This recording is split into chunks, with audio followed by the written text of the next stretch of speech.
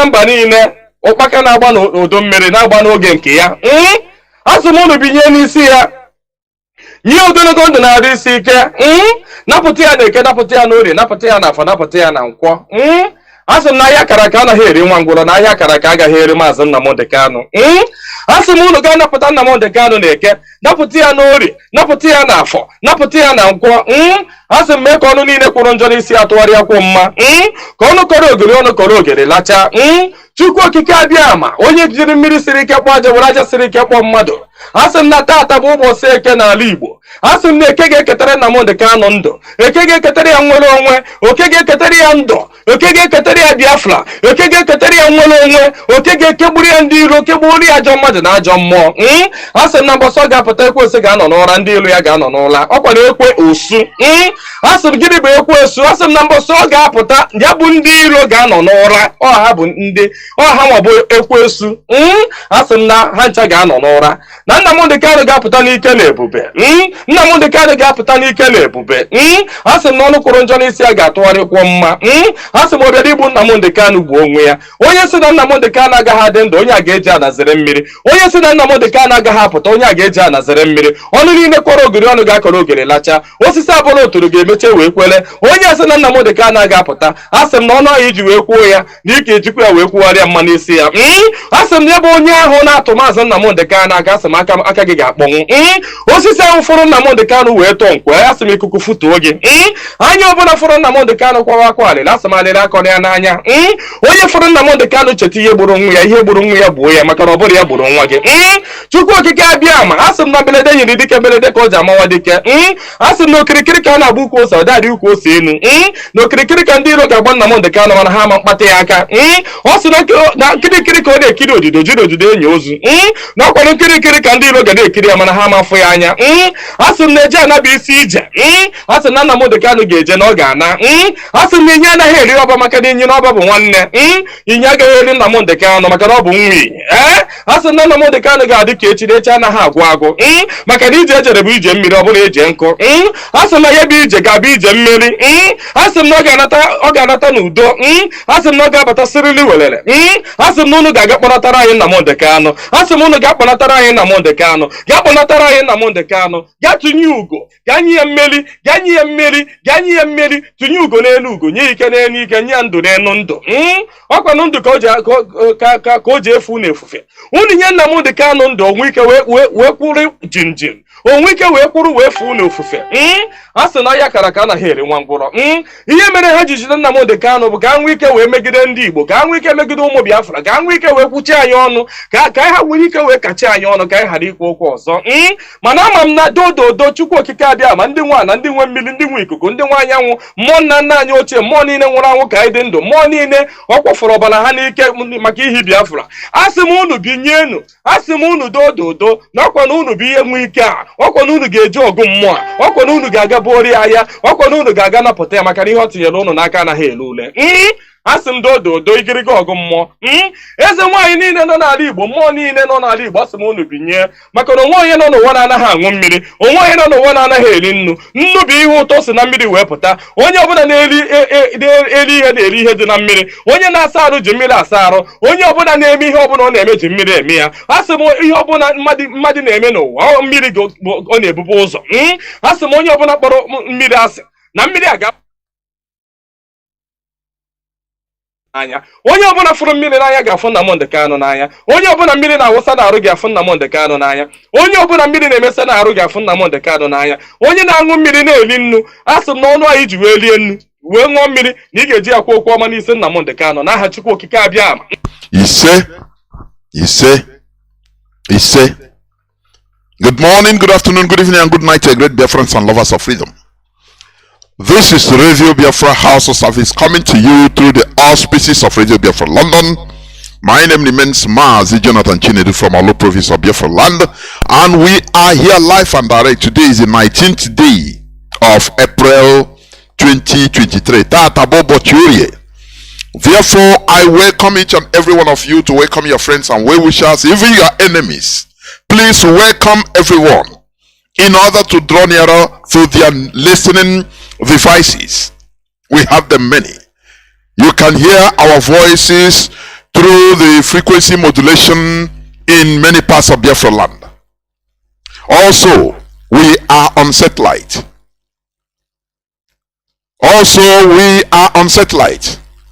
And you can download Radio Biafra London or IPOB Community Radio. All of them, they are on your Play Store. You are carrying. Instead of wasting your time, using your precious time to watch, useless clips, make good use of your time and listen, download to IPOB Community Radio. It is a low data consuming application.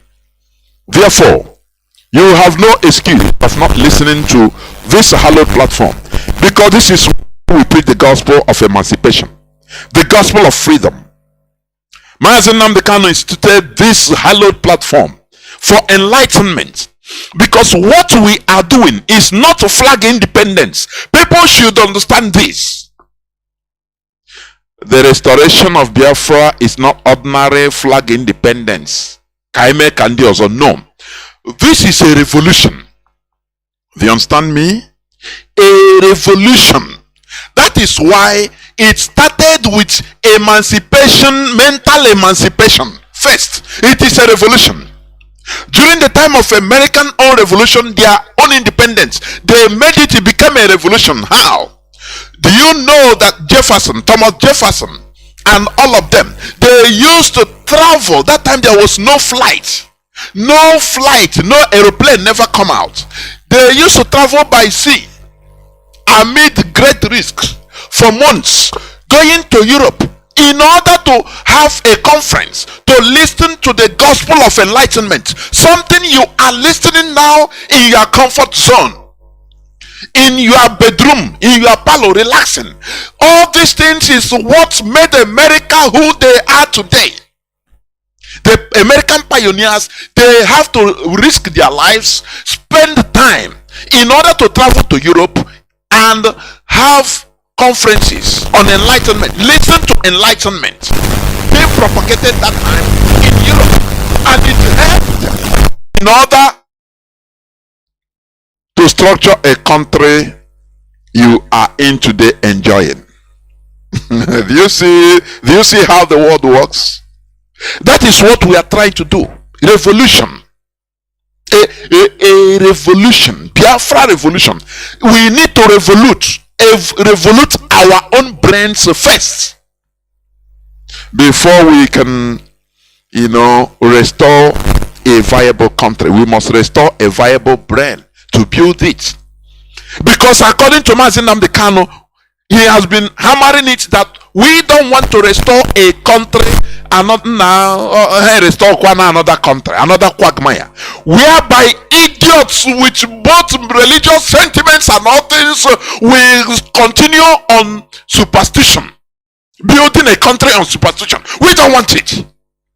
Instead of that to happen, let Biafra no come. I tell you, because we want to restore something different. America was started as an experiment. That is why it's called American Revolution in the 18th century. Do you understand? Because they practice something different. That is why what we are trying to do, in order to sanitize, not to line up in the black African way of system of belief and everything, the way we have been programmed to behave. No.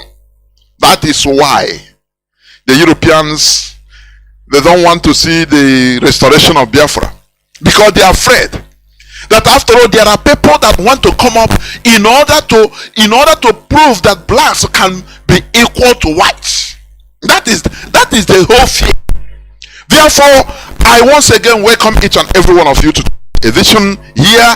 I am going to host this program with one of our veterans, our living encyclopedia. I'm telling you, Mazi Ezekulie. Please, before I continue, please, can you introduce yourself before we continue? Because we need to preach this gospel. Mazi Ndewo, welcome to the program. Can you hear me? Yes, I can hear you, Mazi. Good evening. Ndewo. Fellow Biafrans, lovers of freedom,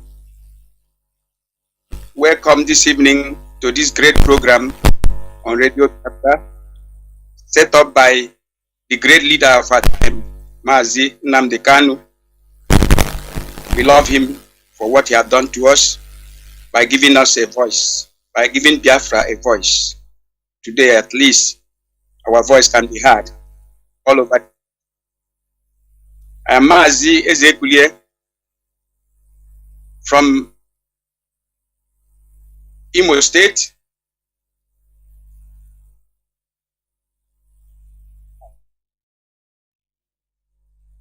Mazi, go on, please. Okay. Go on. Don't worry, go on. This evening, we are going to talk about so many things. And I will want all of us to listen very carefully, because this evening will be a special evening for every Biafrans who cares to listen to this program. Because this voice you're hearing is very strong, Biafra land. You can't find this voice. They have eliminated most of this voice. But Chukwu Okike, in his infinite mercy, hide this voice somewhere. I never know when he was hiding me, because there is still remnant of those voices to be quenched. Those who witnessed the pogrom, those who were involved, those who saw every other thing that happened. Many have gone, many have died. In fact, one of another veteran died where he had the Kanu, was arrested. He died. He's 78 years. I wept throughout the night when I heard it. Fellow Biafrans, please come closer to your radio and listen attentively. This evening, you are going to hear something very, very different from what you used to hear before, because we have to expose the evil one who have been tormenting us all these years. Thank you, Mazi. There were Mazi. Because as you said, today is going to be another expose. Yeah. I wanted to read some news headlines, but I don't want to take much time. There is one news headline that I want to just give it to you. You know, as a veteran, you fought in the first war. You understand? And you witnessed firsthand. You are one of the witnesses of what happened during that war. But today, let me read this headline. Gowon leads prayer rally in Umuahia to herald Oti's takeover. Go on. The Hitler of Africa, the second Hitler of the whole world, is coming to a place. He massacred, he starved the children, he starved the pregnant women and the men, old and young. A place he killed, anything that moves, he shot. He committed genocide. And today, Mazi, when I saw this thing, I don't know whether to cry. I said, no, crying cannot solve the issue. We need to talk out.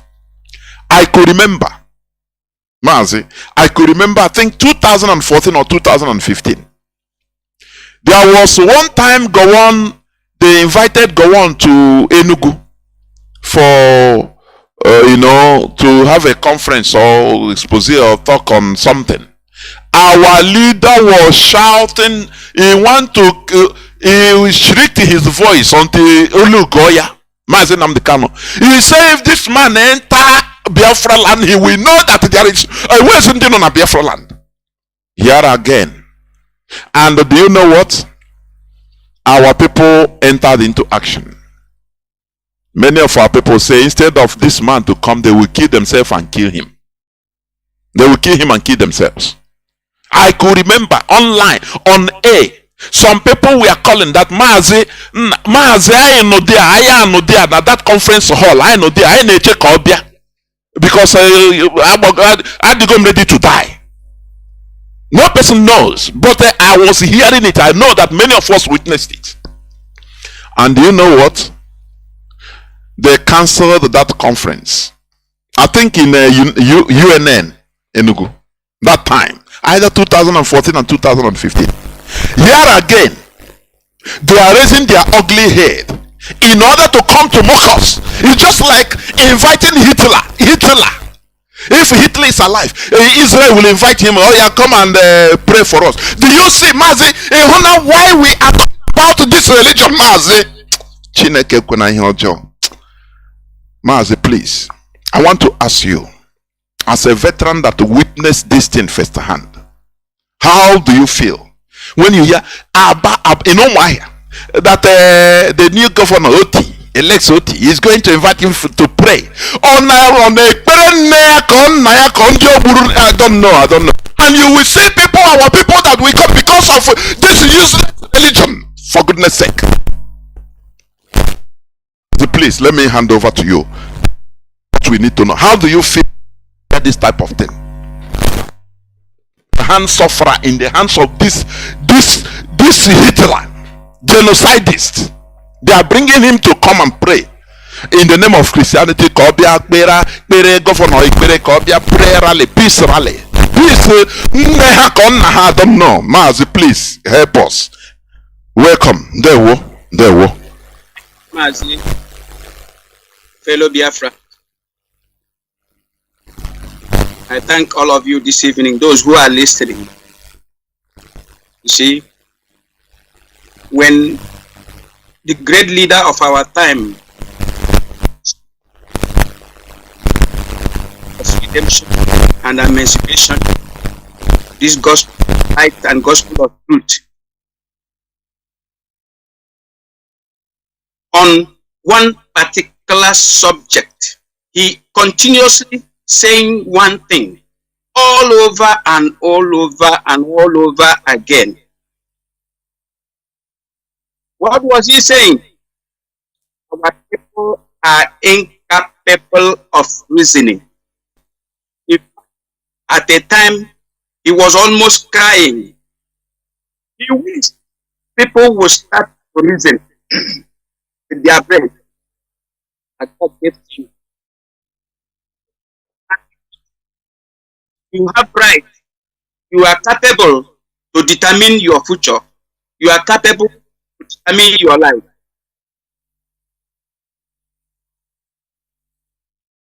It seems like people are not understanding him. And that is why we are in for another nonsense. You see, what is happening in Igbo land is exactly what happened. When discover they are pillage them, begin to destroy them, all kind of thing.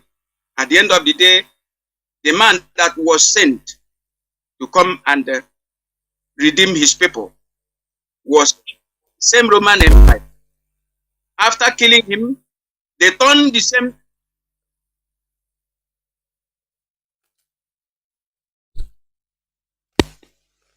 foolishly indulging themselves because it sounds so very funny.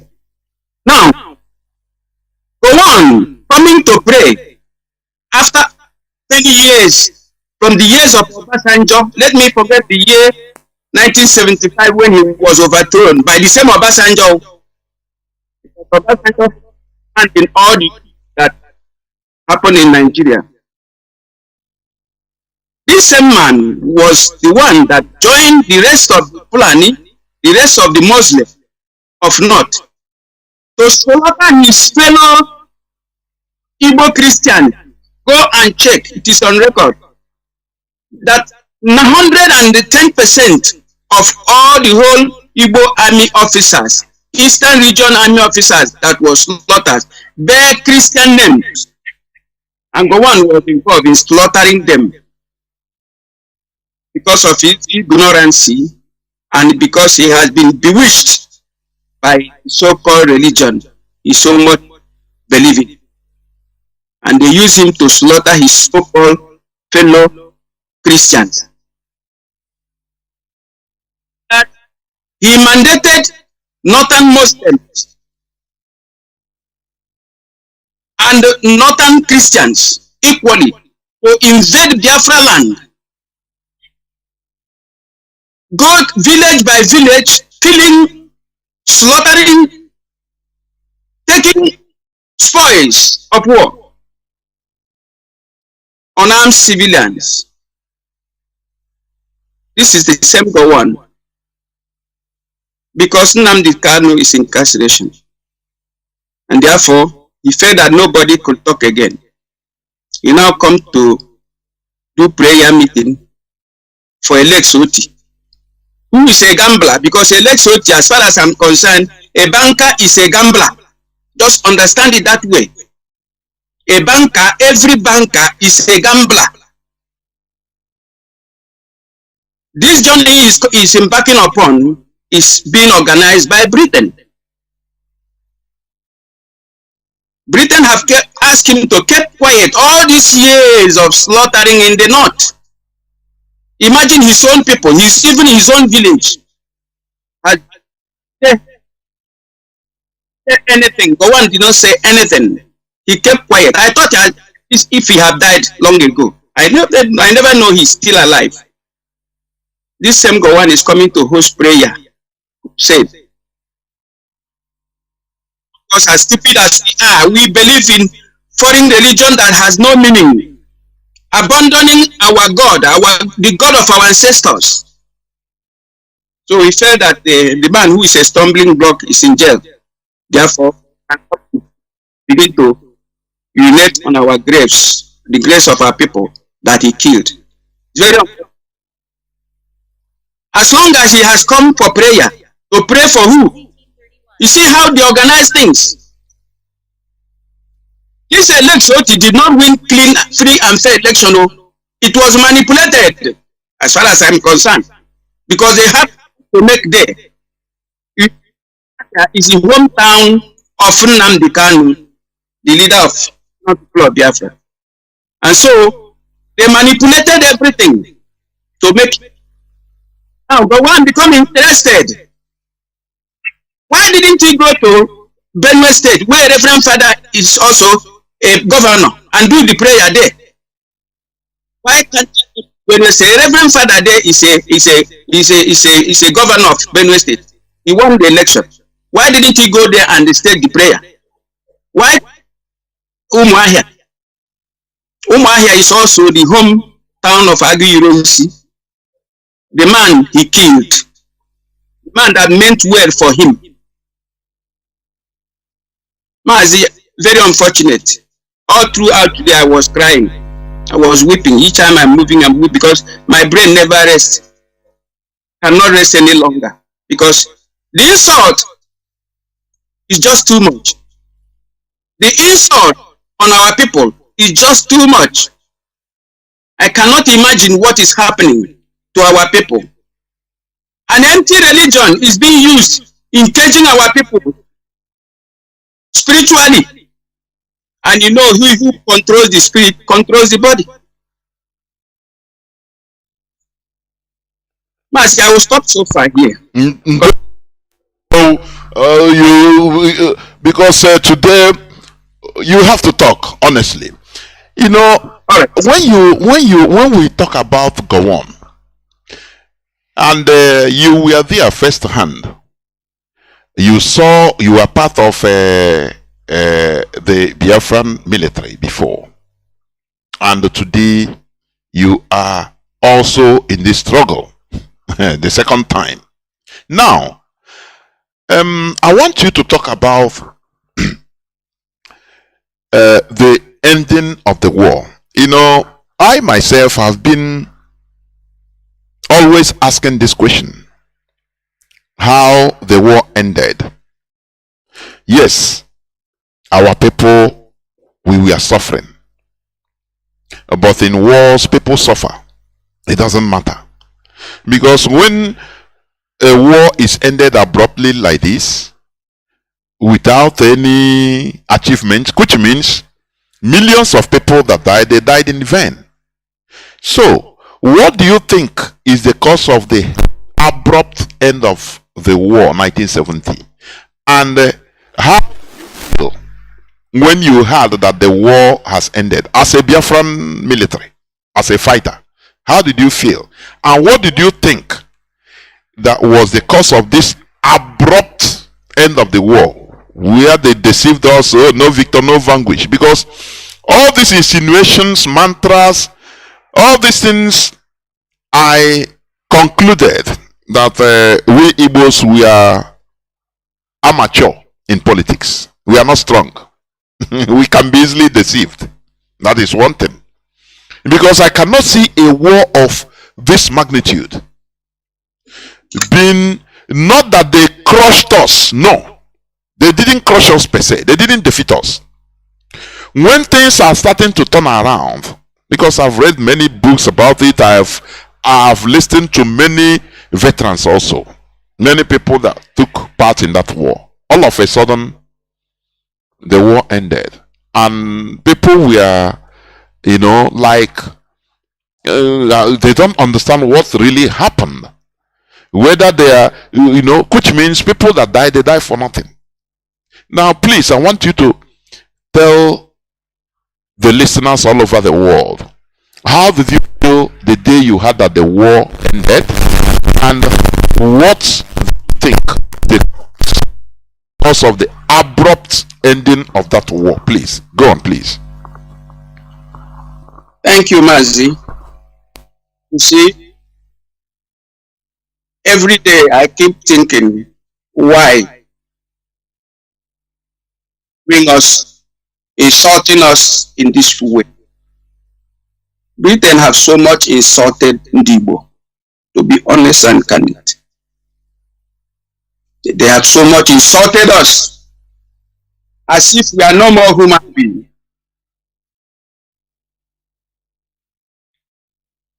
Britain has so much insulted us, to be honest and candid. I was at Obiango, ADS Obiango. Is that what? What is that? And then Mazi, you say Obiango. Obiango in the present, where you have the present airport. Okay. Obiango, ADS Obiango. It is called ADS Obiango. It's Army Tactical Headquarters. That place. In Iguacha or in Obiango is at Owerri. Oh, no way. Okay. At Owerri. Okay. Near Owerri. That is where we were camped that time. And then, at the time, I decided to come home on a leave. I was coming on a leave.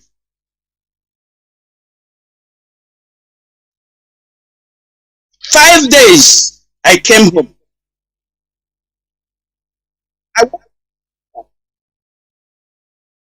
As I was coming out towards a very track road, I saw people running towards me.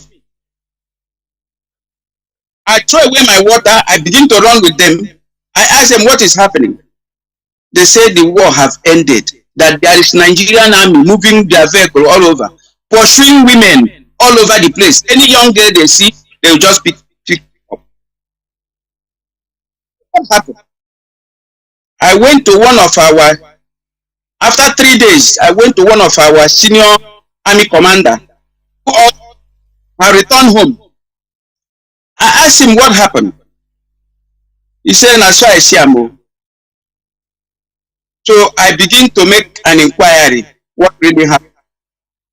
I discover the treacherous Britain, the unrealistic Britain, the wicked Britain. I'm calling them. They know what they are. have organized with a bishop of an Igbo extraction, this same bishop, this same prayer of a thing, this same religion of a thing, to go and meet Ojukwu and discuss with him to end the war. One, they will give him passageway to go to Ivory Coast, and then they give him political asylum there. But they prevented him from not meeting other generals. And so the man went other Biafran top officials. Is that what you mean? Top officials. Yes. This man who told me this thing have died. He's a staff sergeant, senior staff sergeant in Biafra. He has died long time ago. He told me the whole story. That he was to move with them. But he said no. If he moved with them, already he has lost his first son in the military, in the Biafran army. And the second son is nowhere to be found. So if he left with them, what will happen to him? If he has come home, better he stay at home. That they went and met Ojukwu at where he was staying and discussed with him. Even the 3R was included. The reconstruction, the rehabilitation and reconciliation was also added in that discussion. But they asked Ojukwu, if you call other military general in this meeting, there will be some argument. Just accept it, let this war just end. But then, before that time, there had been a military shipment in Biafra land. In fact, all the army posts we have, all the areas of command have gotten their new weapons. Everybody was happy. It is not sure. No more having Mark 4. Everybody is happy AK-47 with the double magazine. There was a jubilation in the whole army camp. All of a sudden, Ojukwu called few of them, asked them to come. When he came, he asked them to go to negotiate peace. They asked, what are you negotiating? And again, negotiating peace with who? I understand. Almost 3 months to 4 months, if that war had continued, United Nations wanted to give us Biafra freedom. This is another thing. If we have hold on to, based on the new weapon that had acquired, we could have gotten Biafra. The trick of the Ojukwu. Mazi, can I come in there? Which means Britain knew this and now cut the whole thing. They know the secret that had it been few months, if Biafra was able to hold on few months, that they would be recognized as a country. Now Britain, which means is their frantic efforts, their last fight in order to make sure to stop this. Is that what you mean? Now listen, Mazi and fellow Biafrans, because I'm talking now to fellow Biafrans, those who are not opportune, those who are not born then, those who think that we went to fight a war just to make a show of war. No, we were fighting for freedom. It's our right. There is no gainsaying on that. We deserve to be free. Britain is the planner of everything. Britain is holding everybody to ransom. As I'm speaking to you now, they are the one that mandated Gowon to go for this move. They are the one that asked Gowon to go there. They are everywhere in Biafra land. They are everywhere. They are the people that are ruling Nigeria for now.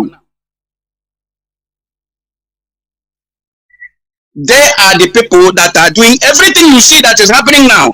It is their work. It is their handwork. Forget about Fulani. When I hear people talking fly, go and listen to Harold Smith. That interview of Harold Smith. Take your time. Concentrate yourself. Open your reasoning brain. Put on your thinking cap. Listen to that man. That is the highest revelation in life. That man said everything we need to know. Britain is holding us down. They despise us. They look at us as fools. They look at us as animals. Because they used to the people operating Nigeria now. They know when the rumor come out that Buhari is no more, they take advantage. They came in, mingle with the people who are trying to hide so many things, and then came into them, deceive them, and then take over every other thing. They are in charge. Take it from me. Don't make any mistake about that. Britain is in charge. They want to refashion Nigeria. They want to. The type of Nigeria they want to. They are the people operating everything. Therefore, when this particular thing happened, Ojukwu left. They now ask Gowon, what do you call him? Obasanjo, to begin to enter Owerri. To begin to enter Owerri. And all of a sudden, Obasanjo entered Owerri and begin to capture some of the army officers. Onwategu was on the way running out. They shot him and killed him. And Ojukwu left. And he was harbored in Ivory Coast. As I'm talking, I'm crying. I don't know why Britain decided to be messing us up. They know that we are children of God. They know. They want to disgrace us here on earth. But God will disgrace them. Chukwu will disgrace Britain for what they are doing to us. Using people they have already corrupted. Using people they have already corrupted. The people they can blackmail easily. That is the people they normally use to do everything they want to do. So that if you make any mistake and say no, they blackmail you. Mazi, before you continue, let me come back to what there is one statement you made before. You talked about the Nigerian soldiers pursuing Biafran women, Igbo women. Is that, please, can you tell us even any experience you have with them that time, or what you saw about, because this is Okay. this is where we also need to be talking about what happened after the war. Okay. About, you know, I want you to touch there, even what you saw, please, about how our women were being used as booties. Is it for marriage or for just as a booties of war, Igbo women? Please, can you touch more about that, and even your own private, what you saw by yourself? Go on, Mazi, please. All right. All right. Fellow Biafrans, listen attentively.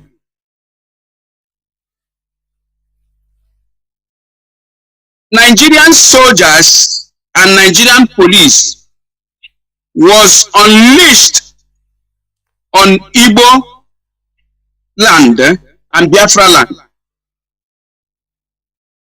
You remember very well that Usman Katsina made a suggestion to Gowon that if eventually they win this war, they will wipe out all Igbo, average Igbo man and woman, remaining only 3 years down, so that they can now integrate them, and then everything about Igbo will be wiped away. Usman Katsina made this suggestion. Gowon said no. And I want to tell you another thing. Usman Katsina was used by Britain to assassinate Ahmadu Bello. You may be hearing it for the first time. He was assisting Chukwumanzogu to assassinate Ahmadu Bello. That was reason why, that is one of his blackmailing axes, because he's from Katsina. Ahmadu Bello is from Sokoto. Now, if you remember, during the pogrom, his father was the one commanding the killing of Ndibo in that particular Katsina area. There was a place in Katsina. Usman Katsina was one of those that assassinated Ahmadu Bello. But Britain quietly and cleverly moved him aside and make him army chief of staff. Make him army chief of staff. And later, because after fighting the war and after the blackmail of assassinating Ahmadu Bello, he was now integrated into Nigerian army. He was now made to be army chief of staff, and he was used excessively, because if you say anything, if you do anything, they will expose him, because Britain cannot use you without first and foremost having a point of blackmail on you. That is why if you see all these politicians that gallivanting, talking, all of them have committed one crime or the other that are being documented. For it to be used to blackmail them, eventually they fail to do what they are asked to do. Cannot be for us. Now, when the war ended this way, Nigeria one mandated all the whole army in Biafra land.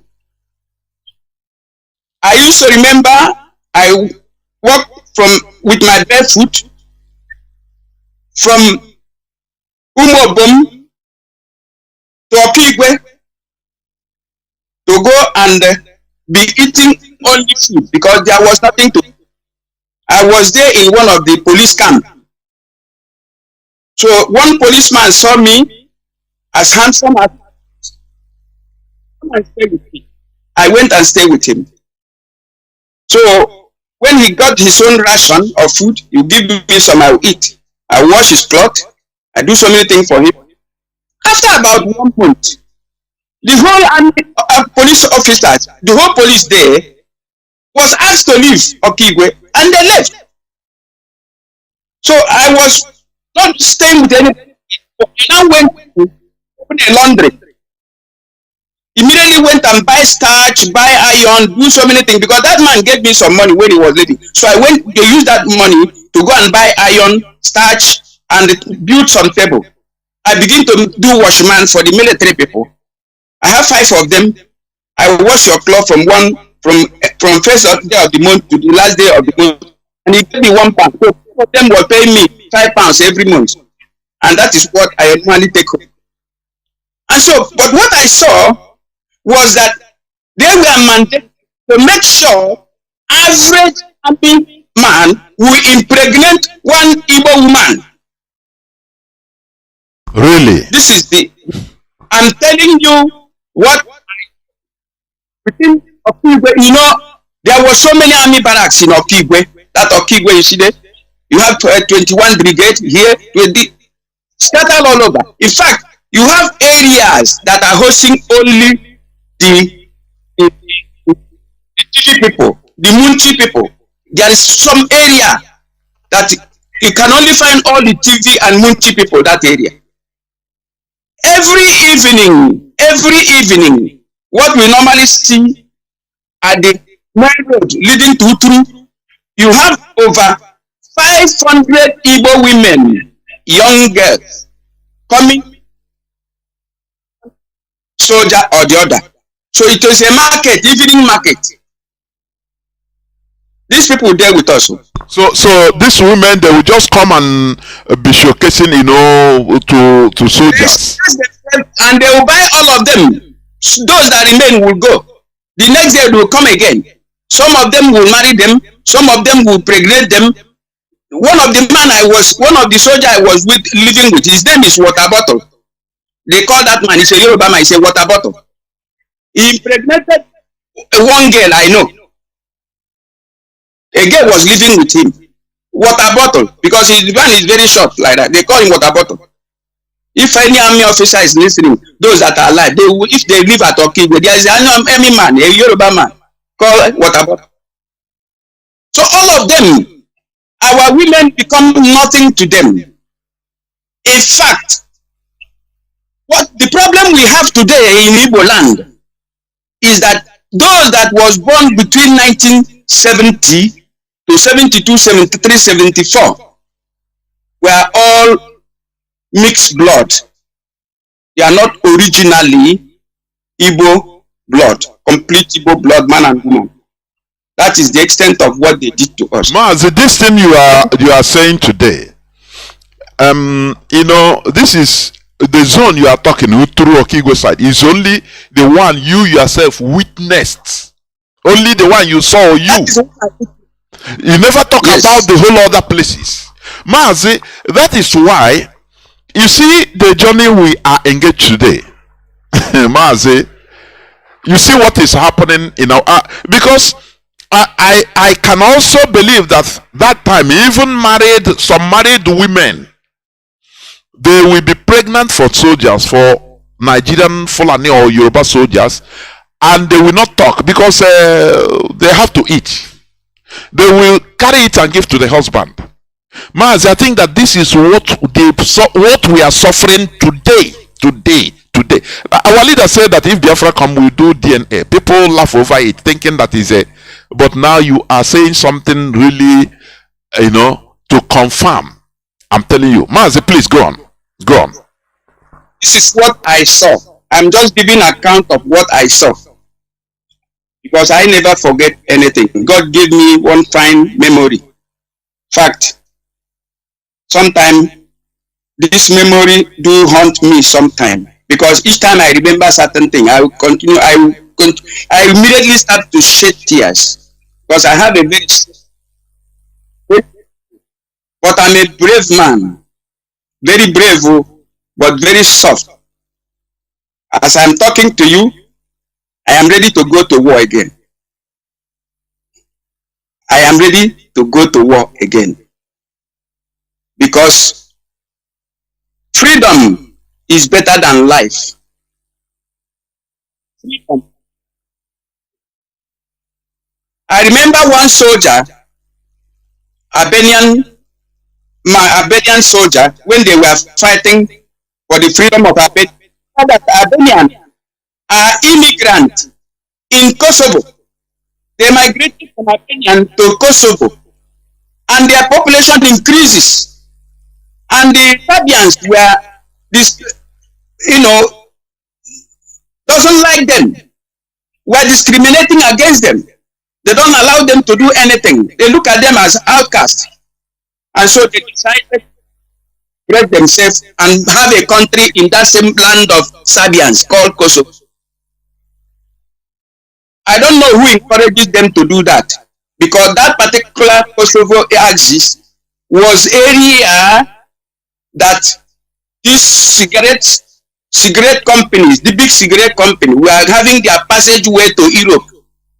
So they smuggle cigarettes from there. So these millionaires were smuggling, so they find it a need for them to, try to encourage them to seek for independence. And they supply them serious arms.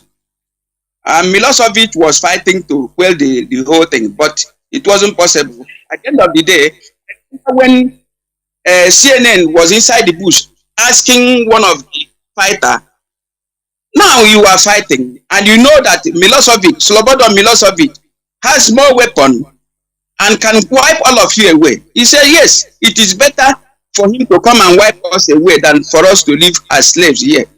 That freedom is better than life. I pick up that word immediately. That is freedom.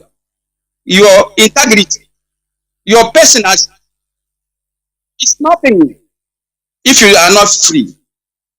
And freedom includes religious freedom, because if you practice any European religion, you are not free. As being a slave, you can be manipulated spiritually. You can be an infiltrator. because your mind is open towards a religion you don't know about it. They will bewitch your mind and to destroy. If you want to be a complete freedom fighter, you remove yourself from anything Western religion, because they don't mean well for black man, talk less of people man who already have the main God they are talking about. We have the real God they are talking about. They want to remove us from that God. And if they succeed in removing us from that God, God of ancestors, they will eat us raw, because these people are very heartless. These people are very heartless. I'm telling Biafrans today, if you want to be a good freedom fighter, fight yourself and get yourself out from anything religion made by white man, or else prepare to be a slave for them, because they will always find a way inside you. And I hope I'm being clear this evening. Yes. This is our impediment. This is our impediment. They craftily do a religion. Religion. Direct worshiping of God. We worship God directly. We communicate with God 24 hours. Average Igbo man has something to do with God Almighty. And the whole world know it. Other Nigerians know it. And that is why they are bringing religion in our land in masses. Look at what happened in this election. Do you know, if the people who adopted religion in Nigeria, no matter the type of religion, all of them came together in one accord to follow Peter Obi, him to become president of Nigeria.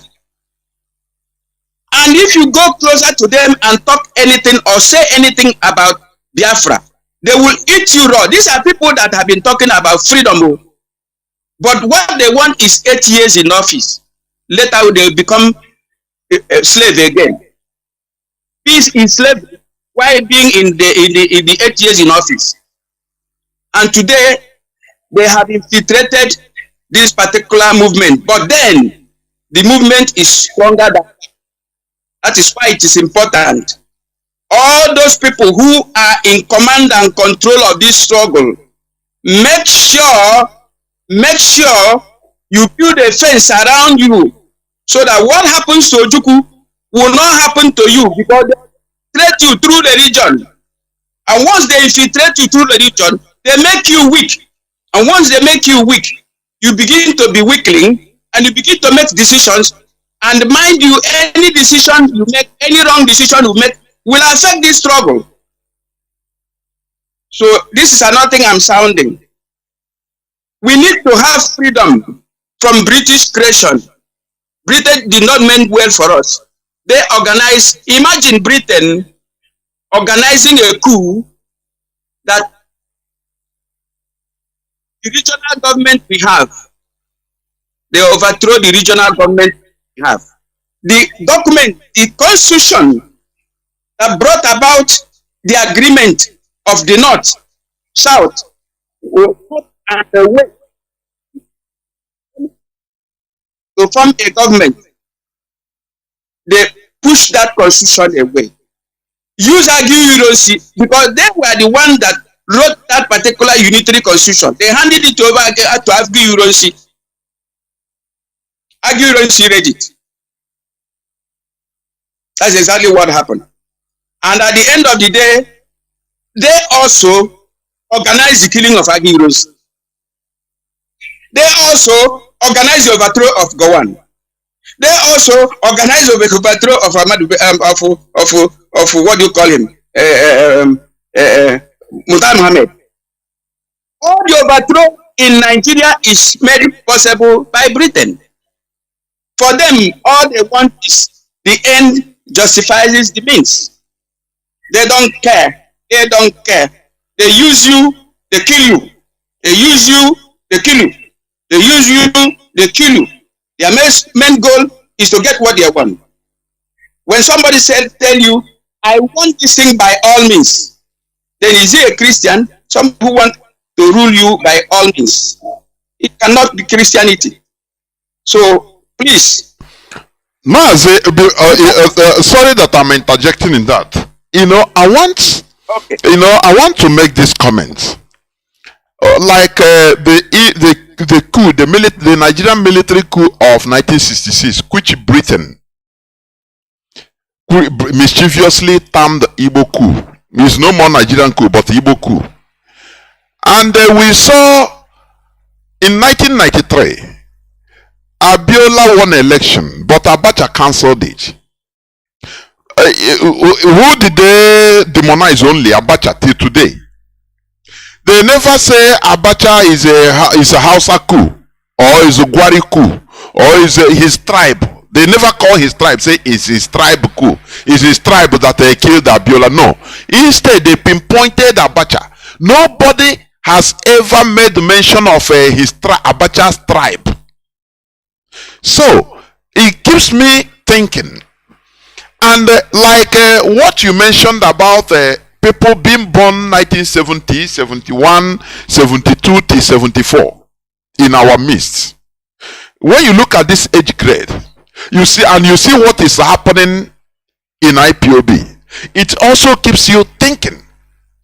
Because there are many mixed bloods, of which even many never even know that, they are not, their father is not their real father. I'm telling you. Here on Radio Biafra, we say it as it is. Because Mazi Nnamdi Kanu has been talking and shouting about this. Now, how will you rate the Igbo politicians or the Igbo political class? Since after the war till today, what is going on? Somebody, how the Igbo politician, how do you see? You have lived long to see different types of politicians. How do you see Igbo politicians doing now in the Nigeria setting of today, in what is going on, and how we are being dwindled as a race? Please, I want you to talk about that too. There we go. Now, Mazi, thank you. You see, when you listen to Harold speak, because throughout today, I was listening to that particular man. I listened. When he ends, I will start all over again because I want to have bit by bit, painstakingly listening to what this man said. There was a serious revelation which that man made there. One, in one of his statements, he says that Awolowo was a very intelligent and upright statesman. They praised Awolowo, his secretary, Anthony Onahoro. But when the time comes for him to mention Zik, it is like we have a charlatan as the leader from Igbo land.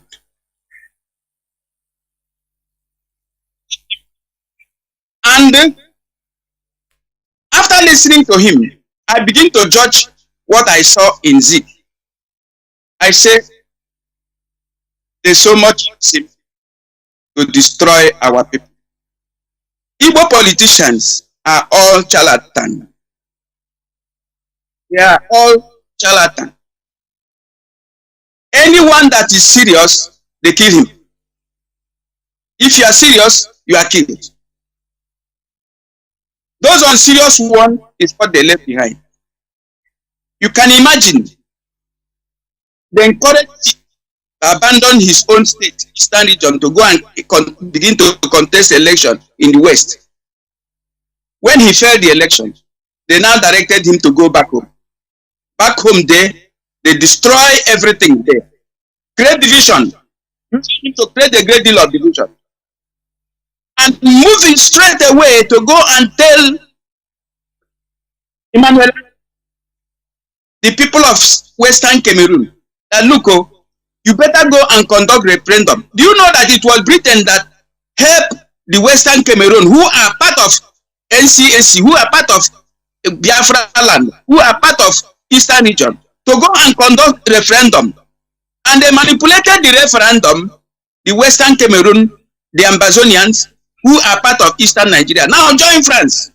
And you remember, after the Second World War, France and Britain divided all the spoils of war, all the whole territory belonging to Germany, they divided it among themselves. So, as far as Britain is concerned, France is a brother, take this one. Now we will. Now you see the mess the Ambazonians that find themselves. They are now struggling to get away. Had it been, we have somebody who is politically intelligent, because Igbo politicians are not intelligent. They are clever, but they are not intelligent. They are very, very clever. That cleverness only leads them to what they can pocket their own selfish pocket. That's all. So the Ambazonians left, creating a vacuum. Let me tell you, and fellow Biafran, all that has happened to the African country was planned so many years ago. What we are seeing today is the outcome of what was planned against us by the Europe. All the European countries are interested in what goes on in Nigeria because they know Britain has secured a very good land for them. There is one man in southern Kaduna who was saying that right away inside that Kaduna you see, there is a town, a very big town with airport, built according to European standard. But you cannot enter there. So you can find out that while we are living in Nigeria, there are some people who flies in from God knows where and land that place. They are living a normal life. This is happening in that particular place. So many things has happened to that particular territory you see called Nigeria. But now they want to round everything up. The Igbo politician doesn't know anything. In fact, all the whole Igbo millionaires you see, all of them are in one European occult group. Take it or leave it. They are all in one occult group in all the whole European country, mainly in Britain and elsewhere. And so, when such a people come, such a person or such come out to talk about the election, you look at them, the name will sound Igbo, but they are just spiritually bewitched to use them to confuse us, to confuse the gullible, because as far as I'm concerned, nobody can confuse me. These are small boys that were born 1975, 1970, and most of them 1975, 1972.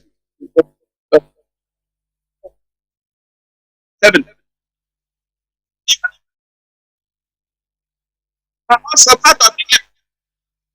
So we don't have politicians in Igbo land. What we have is businessmen. They go there. Just imagine a banker is now a governor in Abia State. And you will know what banking industry means.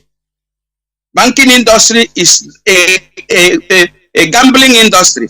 Take it or leave it. Don't you see what they did to Nigeria? Mazi, do you know the information I received as we are talking? Okay. Somebody inboxed me right from there in Aba that look, that why they are bringing Gowon is because Gowon invested heavily. He was the person that pumped huge sums of money in Lex Otis Bank. I'm telling you. Okay. So you know that it has been a long time business. And you see our people, Mazi, do you know what? It baffles me how up till now our people are still sentimental.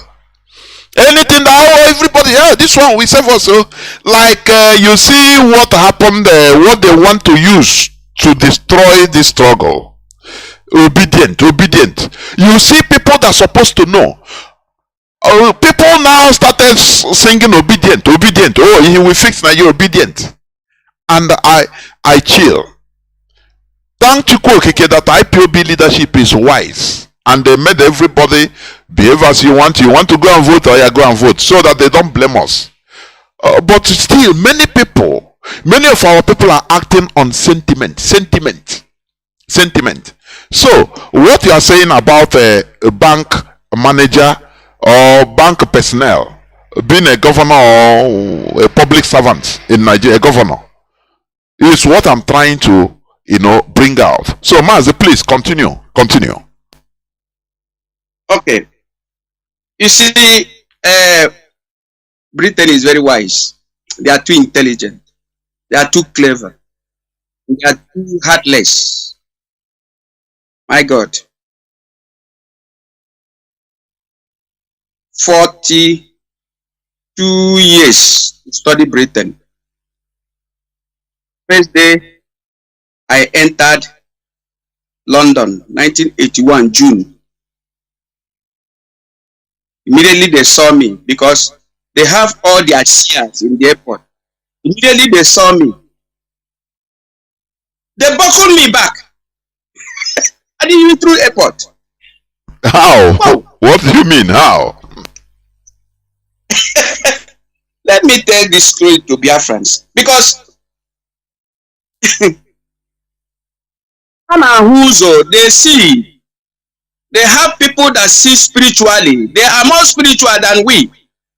In fact, you will spiritually going to church. They have their agent there that continuously moving you around the cage, day in, day out. You will never reach your spiritual potential. You will even abandon your chi. I don't mean Chukwu Okike Abiam. I mean your own chi that was designated to you. They will abandon you because the church will tell you that your chi is Satan, and they will abandon you. Then you are in the mercy of every evil spirit. Go with you. 1981, I wanted to travel to 3 countries just for a sightseeing. I have my money in my pocket. I was having $7,000. As of that time? I have as of that time, yes, 1981, June 15th. I don't remember, I don't forget that date. I bought my ticket, 850,000. 850 naira, sorry, 850 naira. That ticket lead to Rome to London to Philadelphia. So I came to Rome here. I booked a hotel. I stay in the hotel for 1 week. London and spend about 1 week there and come back to Rome. Then from Rome, I will now move to Philadelphia. Because we were in a meeting on Full Gospel Businessmen then. Now, I get to London with a British Caledonia. I was having my luggage in the hotel room in Rome. As soon as I get down to the airport, I move inside the custom area. They immediately arrested me. What are you coming to do in United Kingdom? What are you coming to do? I said, what are you talking? I just want to see your United Kingdom. I said, I want to see this your United Kingdom. Am I not free to come and see it? Do you have this at to visit? I said, I went to your embassy at Eleke Crescent, and they told me I don't need a visa. That's why I took British Rome visa and the American visa. So I'm coming to visit your place. What is wrong with that? They gave me an almighty search I never see in my life. Everything in my luggage, everything in my bag, my Ecolag bag, I have some few clothes there because all the rest of the bag was kept in the hotel in Rome. After all said and done, they told me that I will not be allowed to visit United Kingdom. I said, what happened? I said, okay, it's okay, no problem. They took me to one of the most dirtiest cell where you have other people. That cell looks like a Jagunle. There are rats there. And they give me time in the morning. I have to be prepared. So in the morning, I prepared. They brought nonsense food. I said, I'm not ready to eat your food. What are you serving me here? Don't you see how much I have with me? I'm a rich young boy. So I don't need this your food, no hopeless food. So they came, I followed them, joined the vehicle to airport. As I was about to climb the staircase to inside the plane, they gave me my document back, one envelope. So inside that envelope was all my whole documents. And inside that same envelope was one particular paper, deportation paper.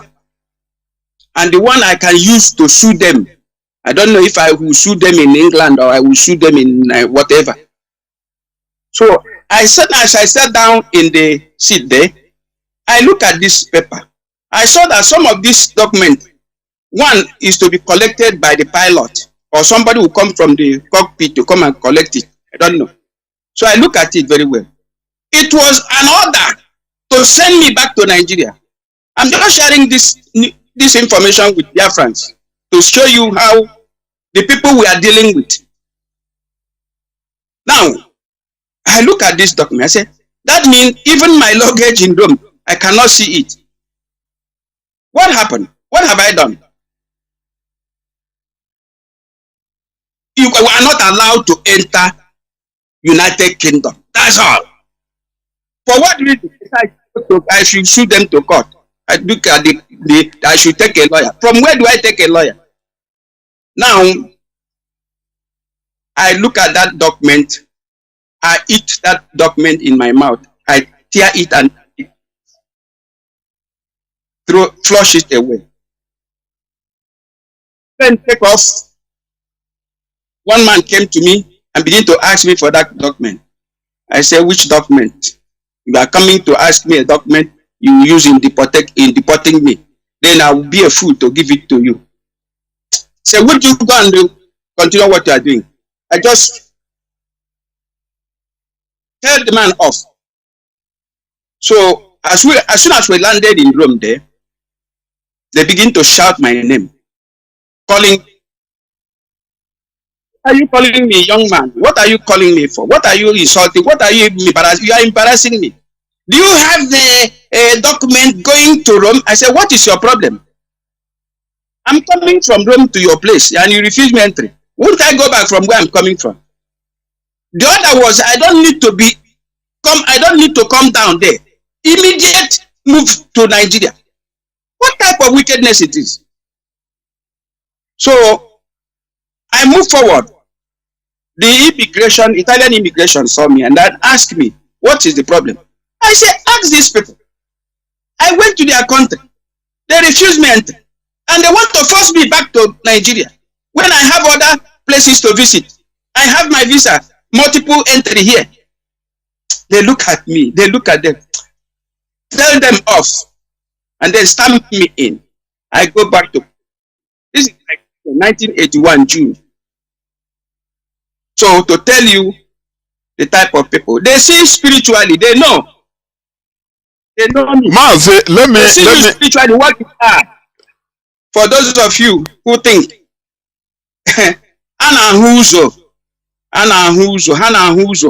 when they see you, they know fools among us. They know why they are holding Mazi. They know Mazi Nnamdi Kanu is only Ichie. Only Ichie can Mazi Nnamdi Kanu. Only Ichie. And they can't do anything about that.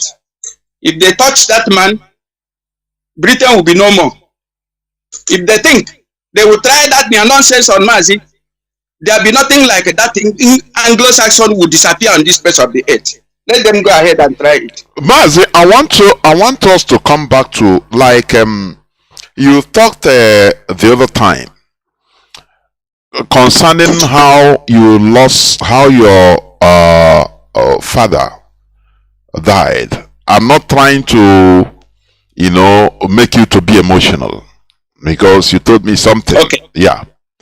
And that is what, and your father was a rich man, and how your brothers, how your siblings also died during the war. And you also say it used to make you emotional, normally, honestly, you know. But I want you to, you know, courageously, can you say something about it? Because these are things that, you know, people like you suffered, and all of a sudden, the suffering becomes for nothing. You know, I had a private, somebody have been calling me, I think 2 days ago. After I picked the call, I said, oh, this person, he sent me a message, call. Well, I picked the message, I picked the call.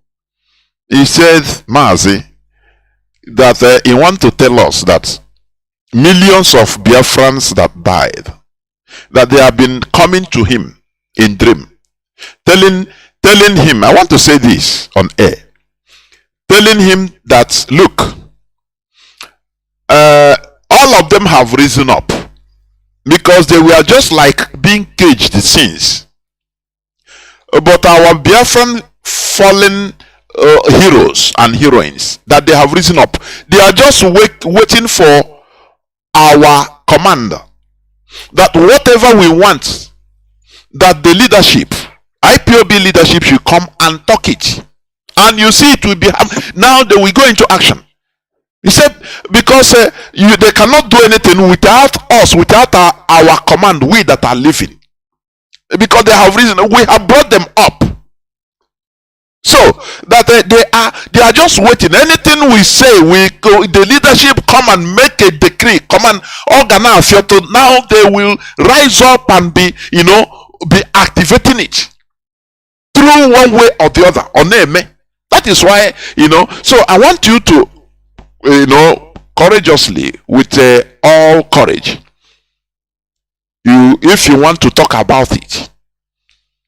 I want to talk about it. Okay, go on, because please. I have to share this experience. Yes. I thank God for this.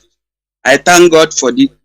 I never knew that this day will come, and I will be speaking to children of light.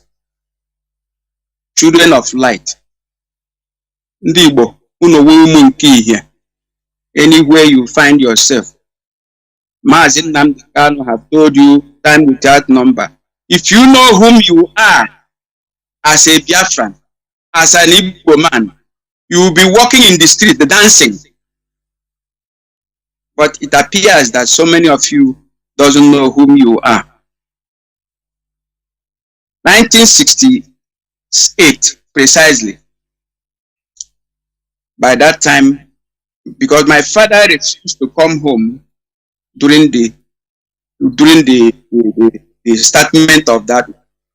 Come home from where? From where? All right. Let me sing one song. Now, when I sing this song, I'll continue. I want to enchant Biafrans and every other Efik person who is listening to me. Let me say this thing to tell you where I'm coming, where I'm talking about. Yeah, ewebeke sensenitita tiroba webapa ewebotoba abasie nyonge yeno wonga dia nkpong ibe di dia o panki tong yene konene akarianso nkaria mbong ukana bia abia aruru ife ayaga kentong ntong buko sansangine aria urari sugotommo otongo kuse aria uria ikpong mebu ayomo mebu ama ne yeni tiaba ndi anga kenyo ukonni okoyo mebu aka akinya inyan kum ubom kum kinya kanika icheta suwe na ngiba yene ruefe ka ruesa okukum kanwa twaya kana wana kure ku to abere eteki imikun kaiferi mari okoti mmofi okoti akpa esu abagare redimbore dia ikongeru uwem amindi akum pa mpaga o Mazi. That is one of the things I can memorize from 1950 something to 1960 to 1966 before I left. Now my father is resident in Ikorofyong. He has a very large farm settlement there, employing over 200 people. Then he started this farm settlement in the 40s, 50s, and 60s. He owned a very large farm. When the war started, before then, there has been some discrimination because of what happens to Eyoita. And so what we normally hear every other time, all of a sudden,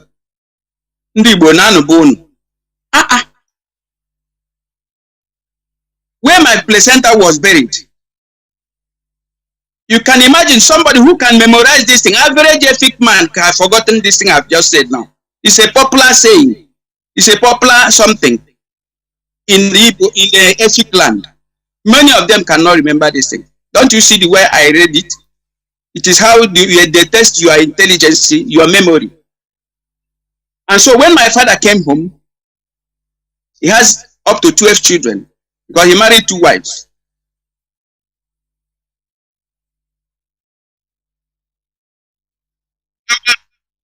Our last born, male, died. The day he died of kwashiorkor because my father don't have anything any longer. We were living from hand to mouth. Not even from hand to mouth. Someday we cannot eat because we are not based in the village. When my younger brother, the last born, died, I was somewhere, so I came back. I met my father. My father took me to where he was buried. I cried a little bit. My father started crying like a baby, shedding tears, crying. I look at him, say, what? Around first month or second month of 1968. That day, he finished crying. I said, I'm going to join the Biafran struggle. That I would not like to die like this. And that was how I decided to trek to Nnamdi, where I joined the Biafra struggle. It's a very heartbreaking something. Very heartbreaking when you see your father crying in your presence.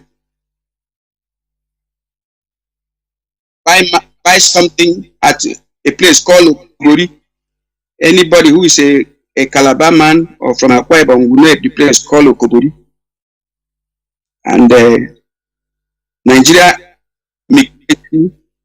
supplied by Leonard Brusney Lechi went there and bombed the market.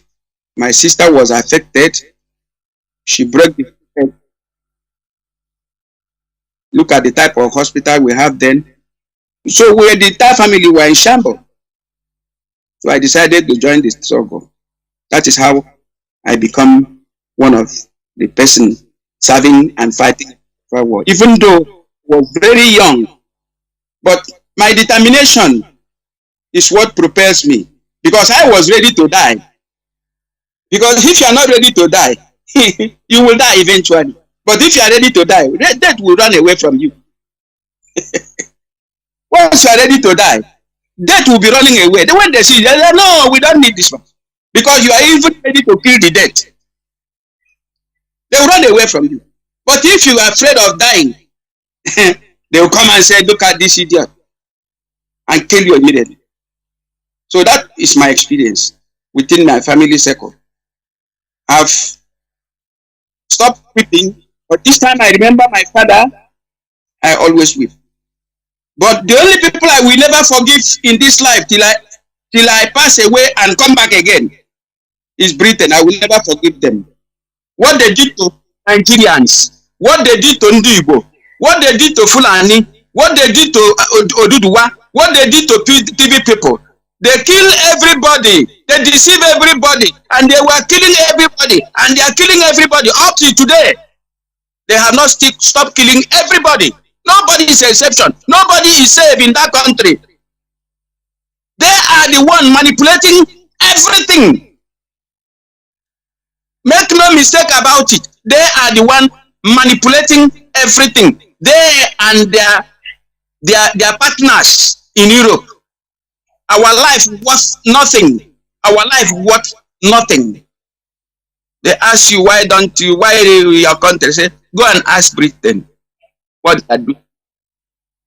Go and ask them. They are there. They are there, manipulating everybody. The worst set of people on earth after Roman Empire. Another worst set of empire is this particular Anglo-Saxon empire. They are the worst thing that has happened to humanity. But I think their end has come. They are running helter-skelter, trying to do so many things to hide away from the impending catastrophe. They want to keep Nigeria one by all means. And Igbo will become the sacrificial lamb. But we, the IPOB, the people who have resolved, because I'm talking of those who have resolved to be active, involved, to be resolute. When our leader talk about resoluteness, it is now your resoluteness is needed. You don't have to find that man is unstable in all his ways. We have to be strong. We must get our country back. Have you ever asked why after the war you remove the map of the world that bears Bight of Biafra and you still allow Bight of Benin to remain there? You even went as much as to Dahomey, change their name to Benin. And today you ask a Benin man, you say, yes, I'm a Benin man. And when I say I'm a Biafran, you want to kill me. Why are you hiding? What are you afraid of this Biafra? Something is there. This is the name of the great people they are afraid of. When they came in, they saw, is that where these people are hiding? We must kill them. Have you killed them? The answer is no. You have not succeeded in killing. All your plan, Britain, all your plan is all fallen in vain. You have succeeded in doing nothing. Now you want to use religion because you know if you destroy us spiritually, you can be able to be manipulating us physically. But that same will not work. Because on this radio, we will dismantle all these your lies. These lies you call religion. Do you know that the Portuguese are the inventor of witchcraft? Do you know that, Biafrans? Every Saturday, there is a meeting of witchcraft all over the world in Lisbon. It was with witchcraft they came to survey the land and make it ready for both Rome and Anglo to come in. So, the religion they brought about, there is also an element of witchcraft there. We are here to expose so many things. There is an element of witchcraft there. Go and check. In every church you go, women are more in number. Where is your husband? All of them dead. Some of these women was bewitched to kill their husband.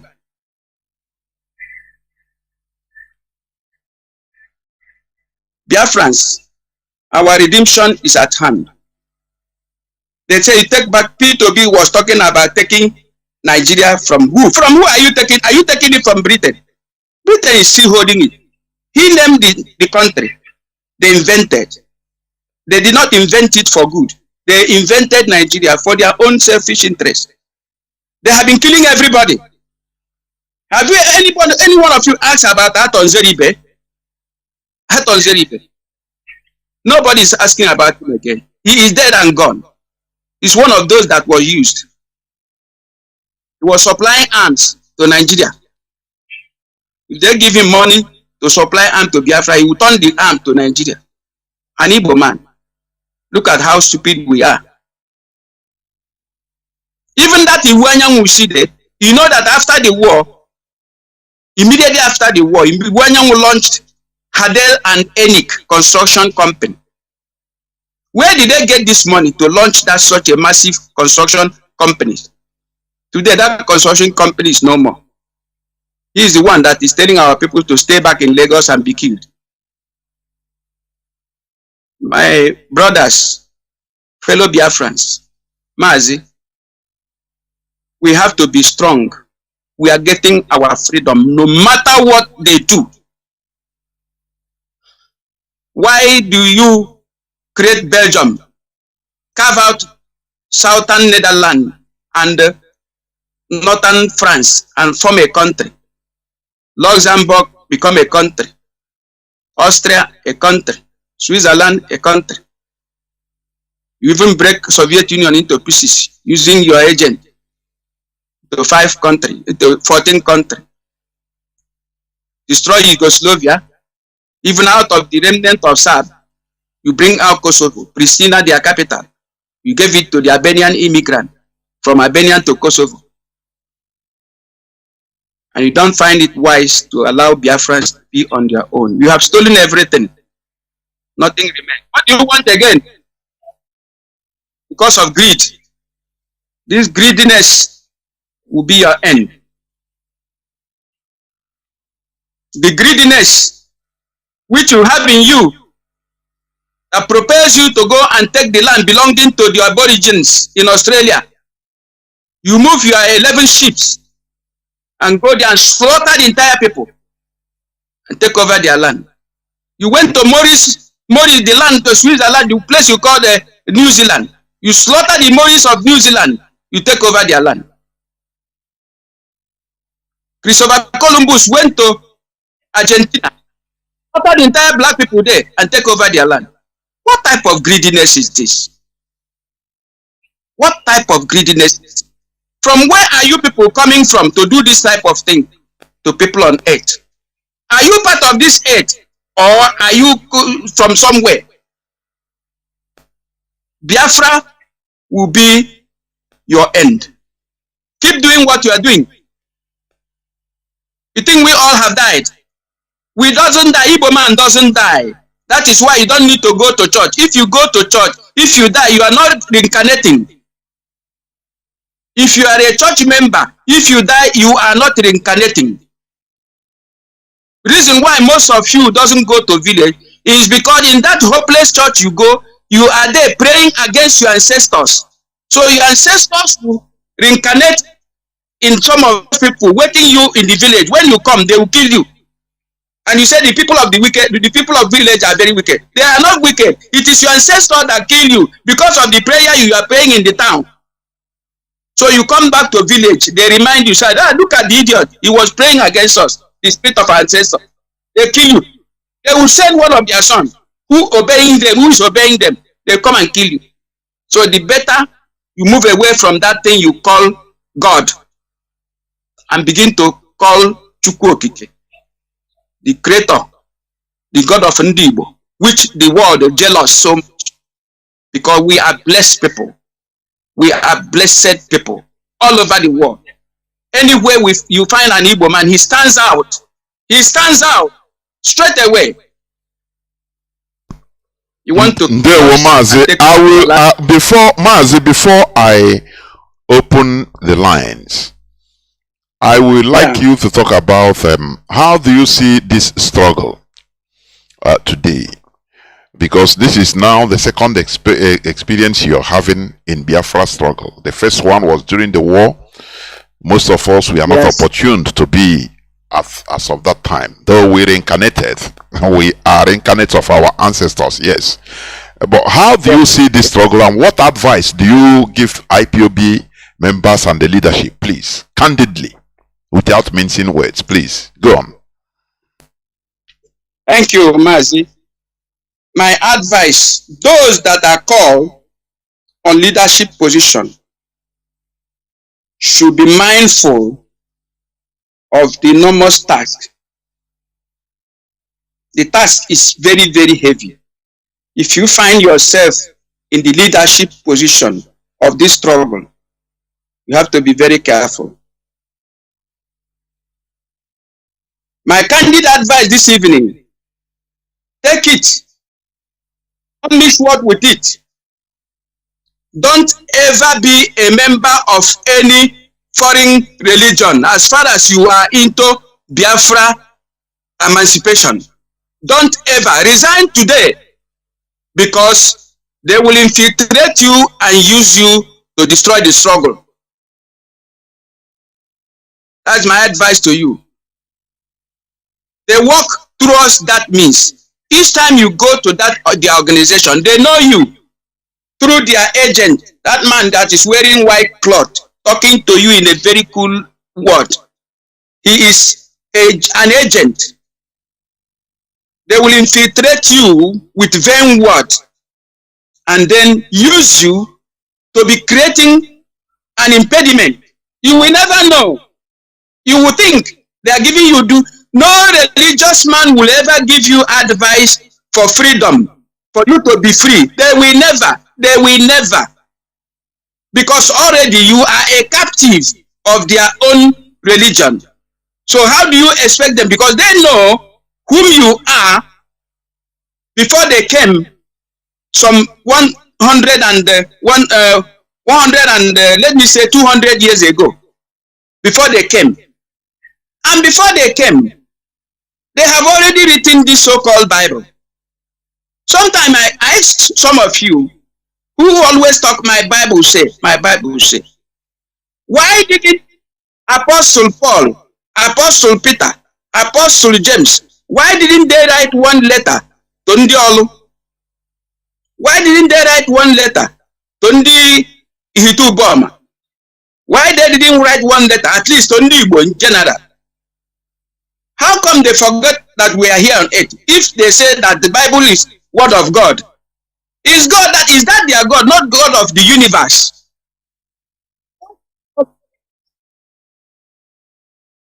And be writing to Ephesus, writing to Thessalonica, writing to Philippines. Look at all the way where you have Philippines. They write to them. Write to Rome. Which of the one they write to the people in Israel? None. Why didn't they write one episode to our own people? Because they know it is them that are writing their thing, doing their game, manipulating and remanipulating. They are prepared, make it look as if it is where God is. God is not in the Bible. God is in Igbo land. We were not a religious people. We are just worshiping God in spirit and truth. We are the people that are very close to God. We do what He said with us directly.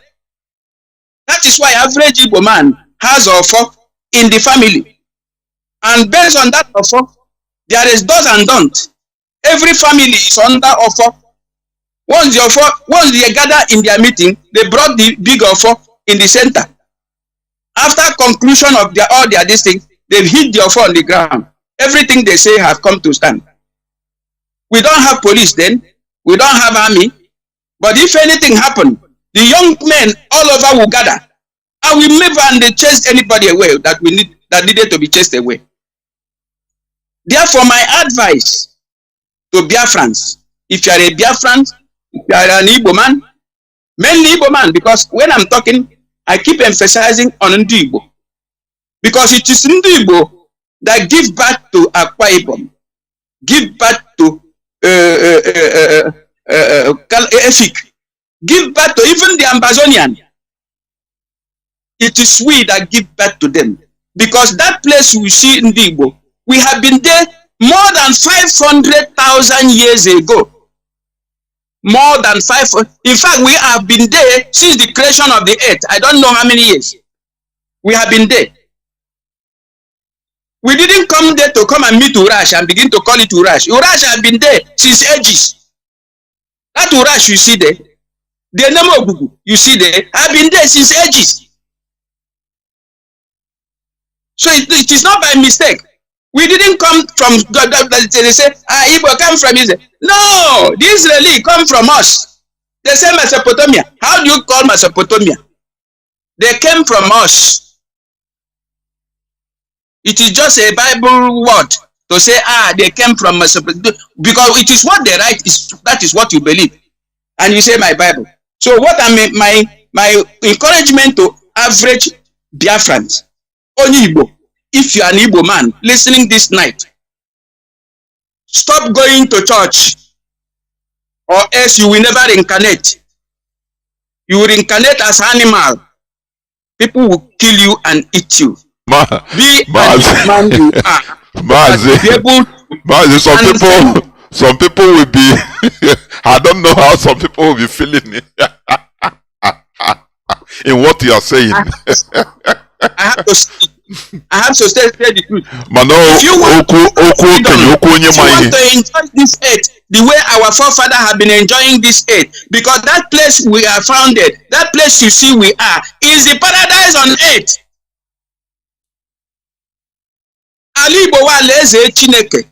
That is the paradise on earth. The Europeans know it very well. Have you been to Uguta before? If these boys that went to Banana Island and what do you call Victoria and all those Victoria, you know, it's a Victoria, Queen Victoria, they use in Victoria Island, Queen Victoria, one of the king of England, they give it that name. If you have been to Uguta, you will see that that is another heaven on earth. Within that Uguta motel, you look at the entire horizon, the entire environment. You would love to go, and assuming all these boys that went to Victoria Island and all the Banana Island, they invested in that Uguta axis, where Hope Uzodinma is killing people every day, where the military will go there and burn down houses.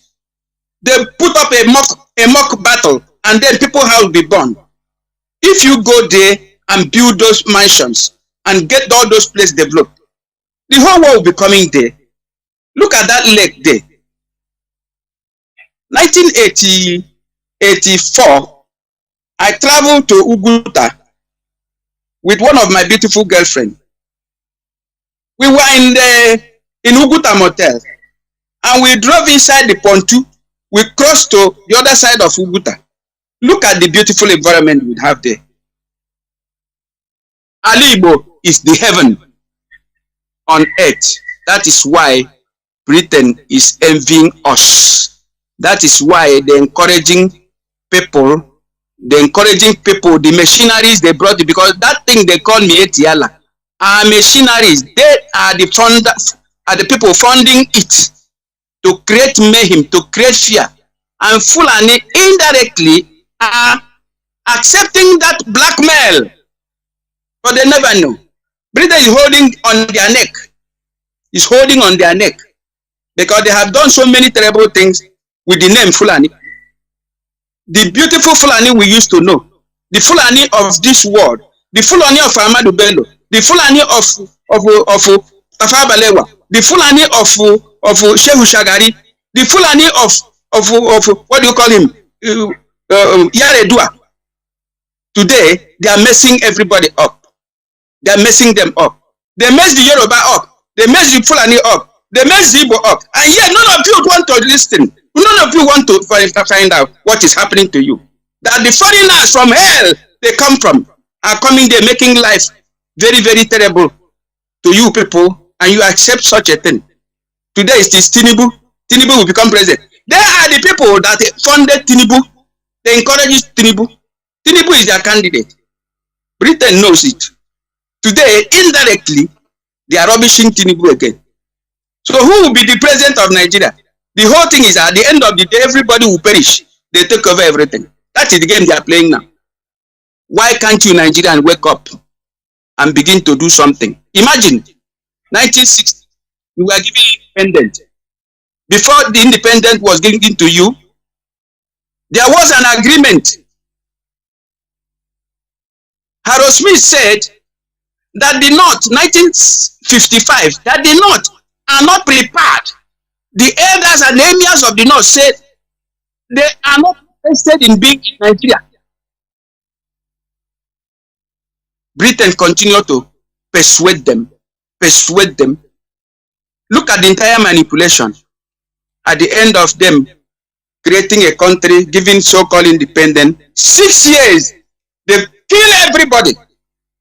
Kill everybody. Kill Samuel Akintola. Kill everybody. Create confusion. Bring war. We kill ourselves. Look at Gowon. Gowon, have you apologized to Ndibo what you did to them? The answer is no. Are you not ashamed? You think we are fools? You want to bring Bible? I've read Bible from Genesis to Revelation. I used to be one of the greatest interpreters you have in most of the crusades. If I interpret, everybody will listen. You speak your grammar from here to heaven. As soon as I begin to interpret, everybody is interested to listen to what I'm saying. It is a gift. But at the end of the day, all the guiding angel that was given to me told me, get away from these people. They are not worshiping through God. Their baby is their God. I dropped. 19, I stopped. Since then, I begin to know exactly who I am. I don't fall sick again. I don't go to hospital again.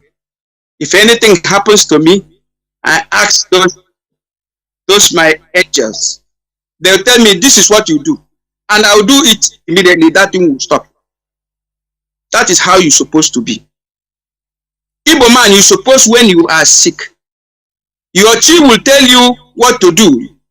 They will guide you inside the bush and tell you what leaves you will take, and you drink it, it will be okay.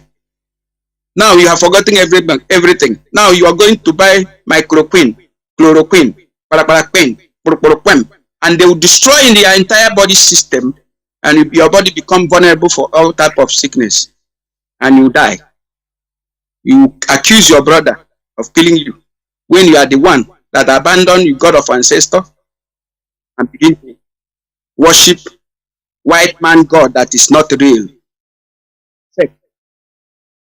Biafrans, be courageous. Leadership, be courageous. We are winning this war. The voice you are hearing this evening is voice of victory. I never go into anything that is not going to be achievable. We are achieving Biafra. That is our goal. We want to stay. By the way, every Biafran, I want you to understand, self-determination is your right.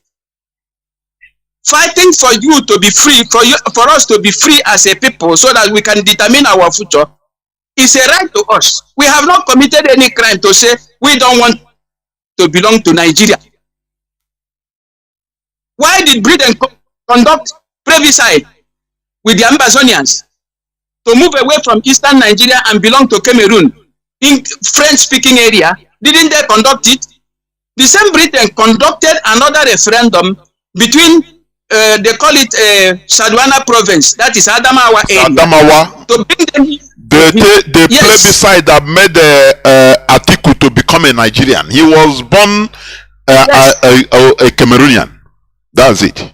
It was Britain that conducted that thing.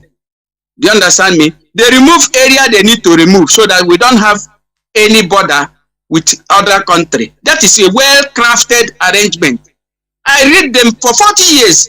After they repatriated me from London, I started from that day to ask why. It was, in fact, that repatriation gave me a road to even discover them more.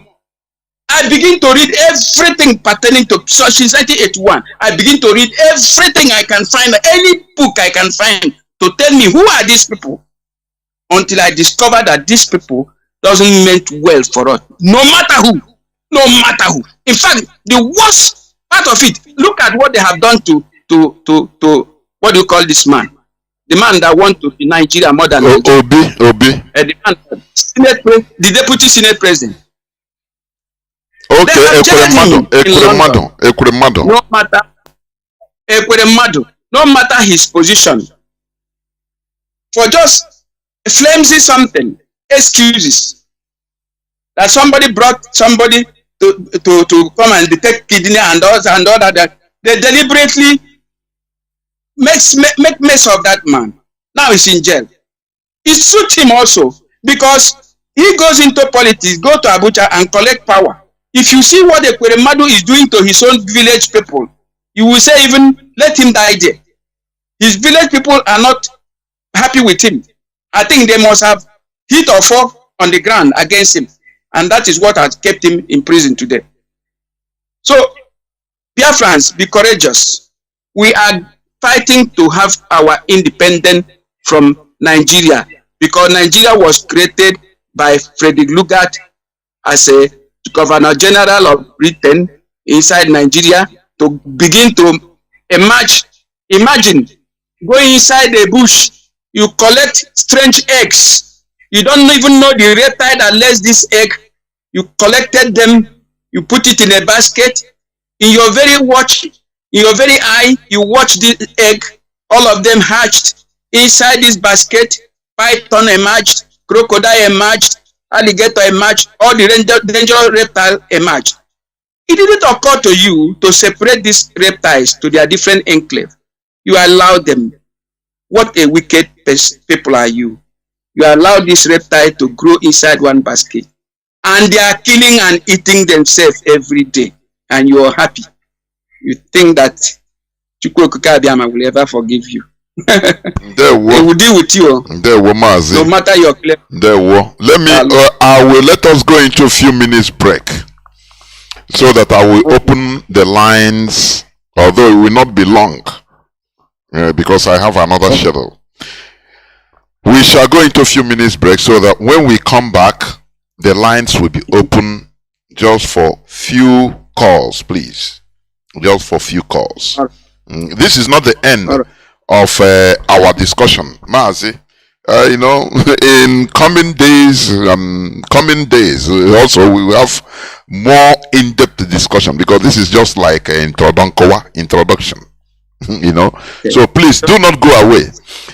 We shall go into a few minutes break, and when we come back, we open the lines because also some Biafrans will like to also interact with you. Do not go away. Okay. We shall be right back. Okay. Don't go away. All right. Okay.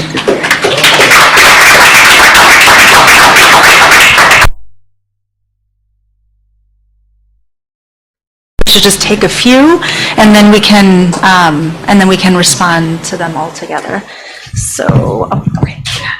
Thank you. I have a question. What's the difference between the U.S. debt and the debt that African nations own?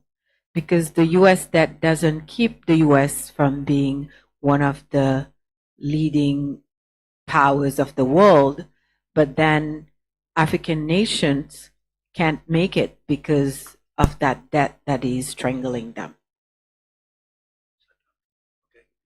The first question is a very important question. What makes African and third world debt? America is never going to pay its debts. It doesn't have to. Its debts are in its own currency. We can simply print it. The African debt is not in its currency. The African debt is in US dollars. Africa has to earn the US dollars, and the only way it can earn the US dollars is not to be assassinated for growing its own food and becoming independent and doing something that the United States does not like. The principle underlying the foundation of the World Bank, the International Bank for IBRD, research, the World Bank, is that no country should grow its own food. Africa and the third world should only grow export crops. To export, in order to have an oversupply of cocoa and other tropical raw materials, to keep down the price, they must buy their grain from the United States or Europe, so that if they do something that we don't like, we can do what America tried to do to China in the 60s. We can sanction them. We can say, we're going to starve you. We're going to not export any grain to you. So owing their foreign debt in dollars means that they have to somehow sell something that the United States wants, not what they want. I think the most evil organizations in the world today are the World Bank and the International Monetary Fund. And my book, Super Imperialism, that I wrote in 1972, is all about that. The largest purchasers of the book were the Defense Department and the CIA.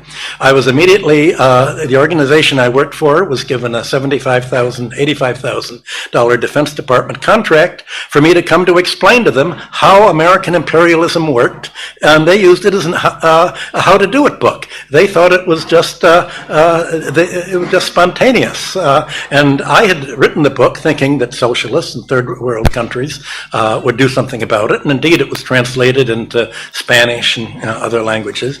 But it was really the Defense Department that applied most of this, and I was amazed when I was invited to the White House to explain how imperialism worked. And my boss said, we've run rings around the British imperialists. This is how to do it. You make them owe the debts in your currency, not their own. You control their central bank and make them financially dependent on you, and then you've got a stranglehold for them. So certainly the third world countries should cancel the debts under the odious debt principle. I haven't been able to convince any of them to do it because they said if we do that, the CIA will kill us. So how do you break that cycle? That's a problem I've not been able to solve. Yeah. The other thing, when you were responding to the first question, there's also something we're suffering from in Africa. The devaluation of currency as another way of Devaluation of the currency. Currency, yes. As a way of keeping us dependent continuously. That's a good point. When a country devalues a currency, what are they devaluing? Well, there's a world price for grain, a world price for aluminum, a world price for raw materials. The only thing that they can really devalue is the price of their labor. So when Africa or Latin America or Greece is told to, or America is told to devalue the currency, what that means is pay labor less. You have to squeeze out more to pay the top of the economic pyramid, to suck it all up to the top 10% or 1% or 0.1%. So devaluation is basically an anti-labor policy to prevent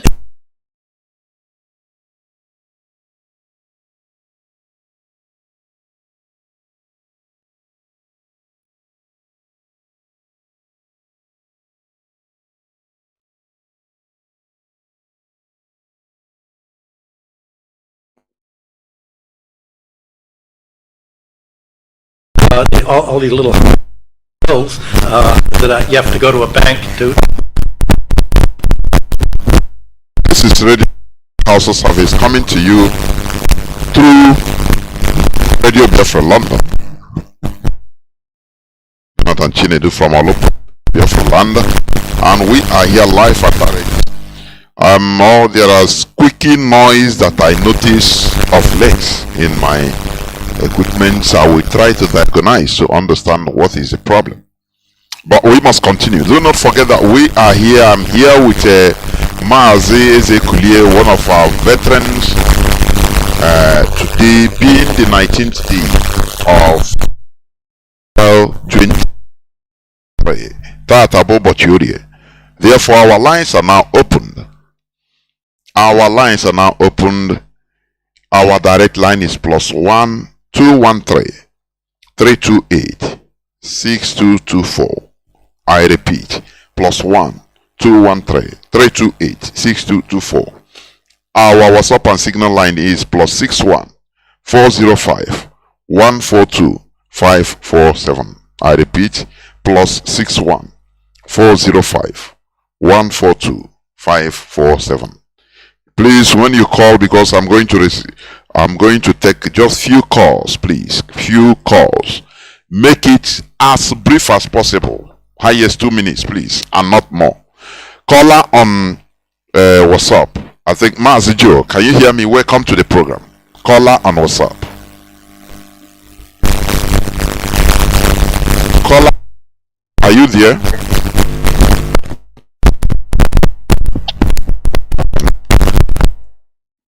WhatsApp, can you hear me? Welcome to the program. There, go on, please.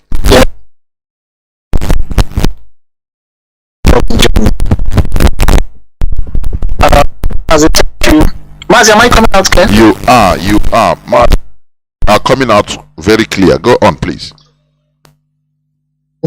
All protocols in place, from the HDOS down to every principal officer. Much respect to every one of you, and to all great supporters, great members of IPOB. Keep up the good work. Mazi Nnamdi Kanu is coming out. I will say a very big thank you to our veteran who came out this evening to teach more on the history of Biafrans. There were some certain things he said that really touched me. And as a historian and as a son of a Kumeku, I think what our veteran said about we giving our all to Biafra, which entails the spiritual part of it, because without the spiritual part, there will be nothing can happen in the physical. Everything comes from the spiritual world, and these people, they know it. They know what they have done. They know what they did. Before they go to war, they consult. They make consultations. They go to mediums. They ask questions. Fana Bafa, yes. Solomon did it in the Bible. David did it. All the kings, they do it. The Europeans, they do it. But they come to tell us Africans that it is evil. It is satanic, but they are using it to conquer our people spiritually. When I was growing up, Mazi, a friend of my dad, because of what they suffered during the Civil War, he became friends after the war with some Hausa men and, Muslims. And they told him that if he wants to, that he should come and join them, that they will make him to be rich, all those kind of stuff. And he joined. Along the line, my dad will go and meet him, for one or two things, and he will be telling my dad to come and join him, And my dad told me this thing. And I told my dad, if you join, I will disfather you. Because then I had begun to understand what the Civil War was all about. I started reading all these Biafran books, most especially by Alex Madiebo, the one he wrote. I read a lot. From there, I got interest in history, and I took it up, and I studied it more. Mazi, the coming of Biafra is in our hands.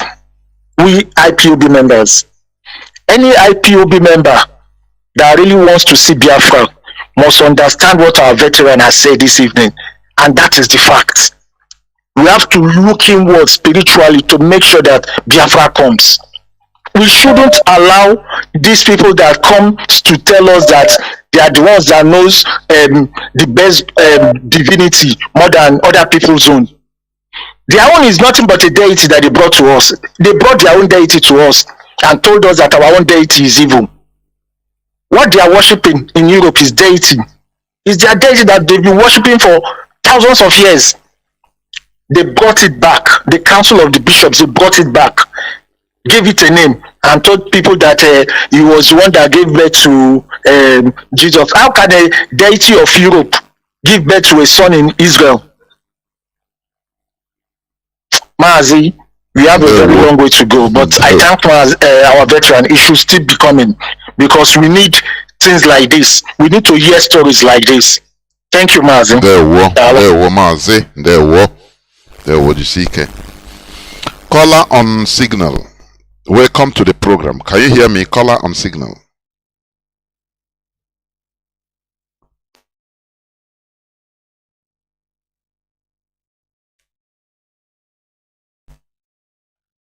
caller on signal. Please go on. Can you hear me? Okay, sir. Yes, sir. Can you hear me, sir? The whole world is hearing you. Go on, please. Jonathan Jishike. Oh, Jishike. The whole people now go there. We are not joking here. Our father Fedra, this is the end. Your children are coming back home. You have done it well today for us. May the peace of the Most High and our own God be with you. May the spirit of our ancestors continue to dwell upon you, and you will come back on safe. Then the chicken doesn't know our veteran has said, but then the Jonathan, pretend have destroyed Fulani complete. Our veteran said it. Pretend have destroyed the Yorubanis. Pretend have destroyed the Hausa. Pretend have destroyed the whole world. If only Fulani get common sense, then we release our leader now.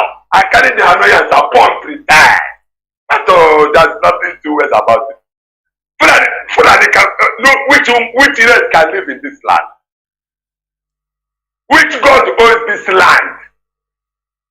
We are the children of the Creator Himself. And we Biafrans, that's why our leader said that he is very sorry to be born in the midst of that. People that are naturally stupid. That if somebody came from somewhere and be telling us that our own way of life is our share. I can't never the Jonathan. They reach I want. Look at Jackie Sinila and every pastor in the Jonathan. And then Pastor Krusu, that idiot know that no people stop. Okay, about the body. Then not the kind of put up and say, the prayer post come on like after, and that's idiot. I have asked you why now put there. So that 29th May have to come up with another one. Because all of us are stupid. If not IPOP and then the Jonathan. And then you know the Nigerians, they are both their Senate, both their army, both their police, both their you see my leader. You see that the Kanu. You see that threat. You see that threat that you want to take our land and be killing us. There were Mazi. There were.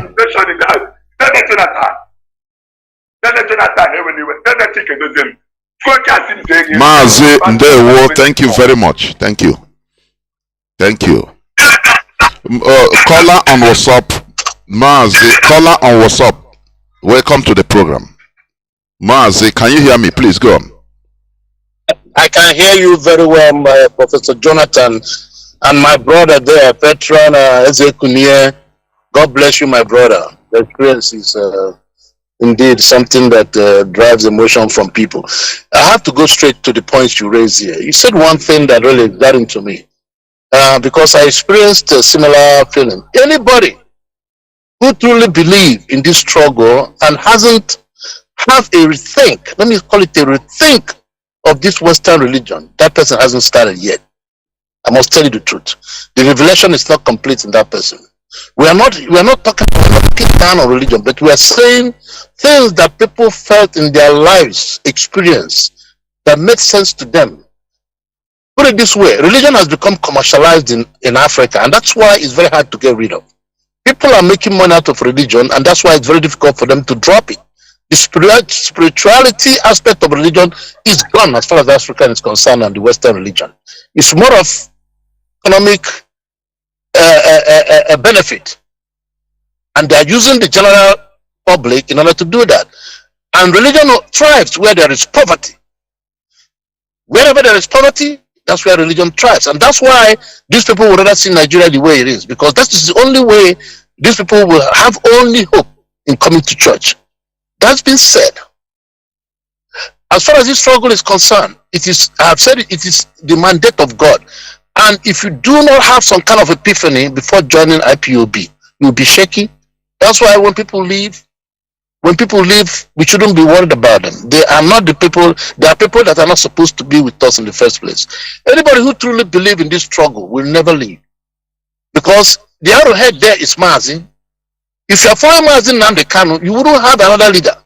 If you are following Mazi Kanu, you shouldn't listen to anybody. Even if when you listen to somebody else, it will never deprive you the fact that Mazi Nnamdi Kanu is the arrowhead. And once that man is still there and is still your leader, you can never shake. You guys are doing a wonderful job, and we will continue to call it out. Because religion, let me tell you something.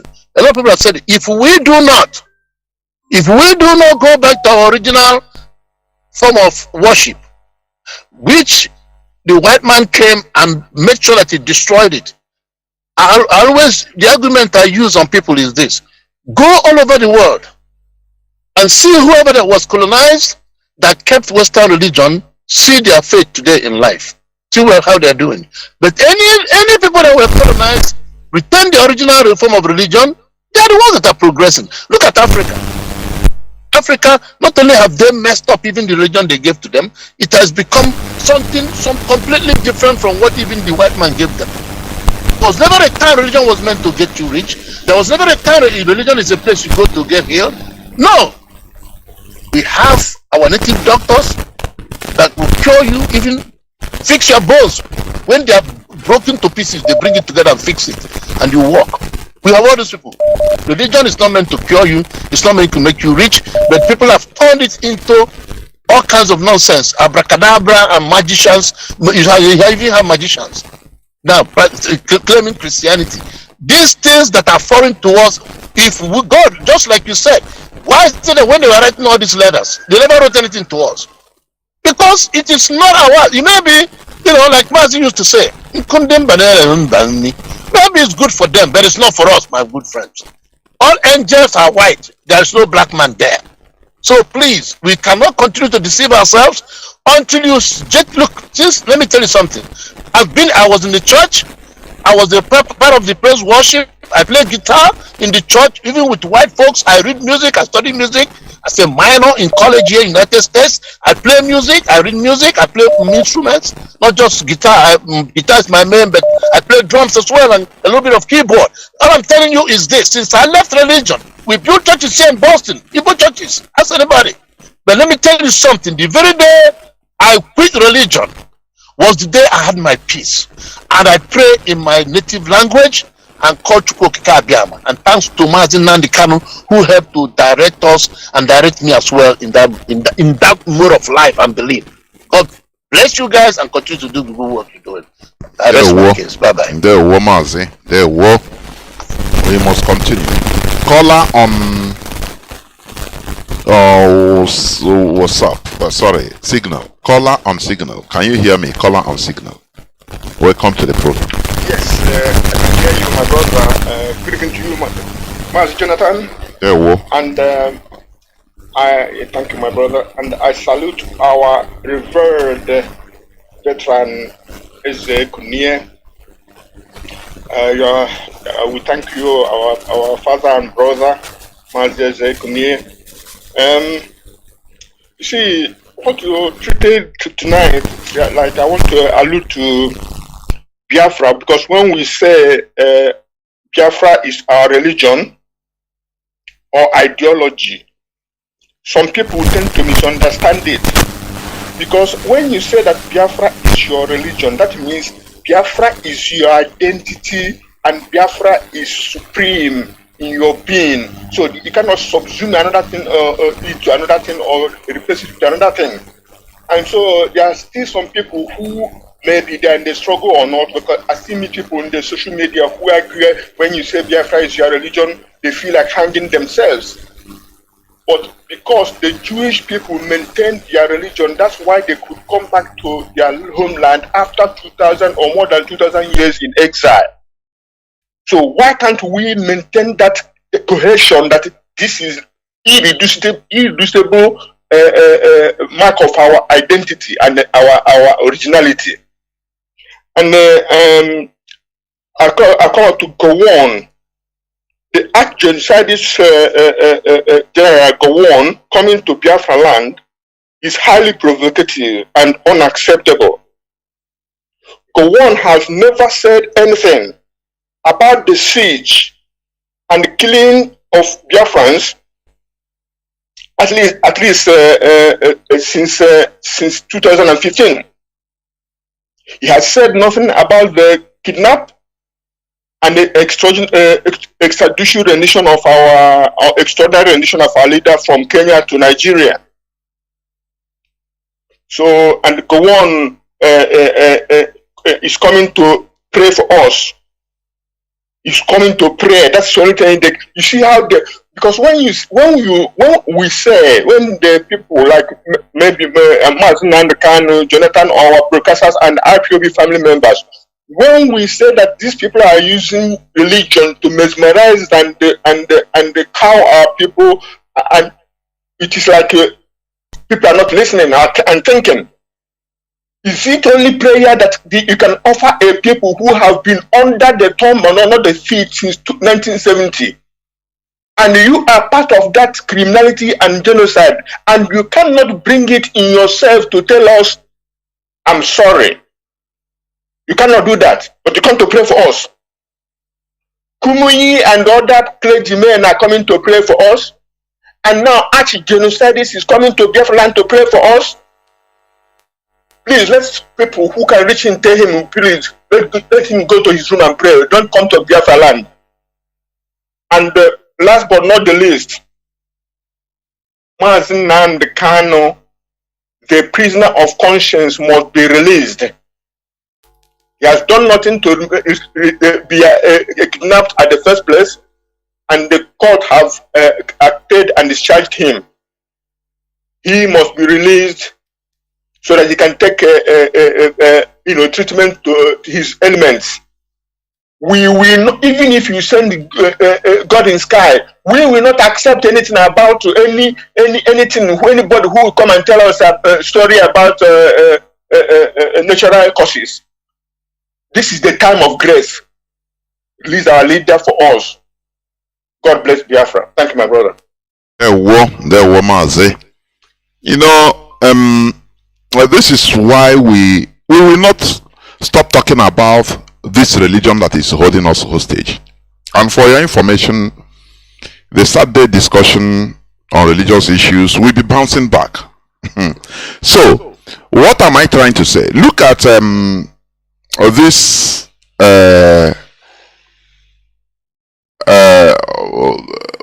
this man go on using religious sentiments to come into our land, to mock to our peace on the grave of our people, so that people will, on the Christian, he is coming to pray on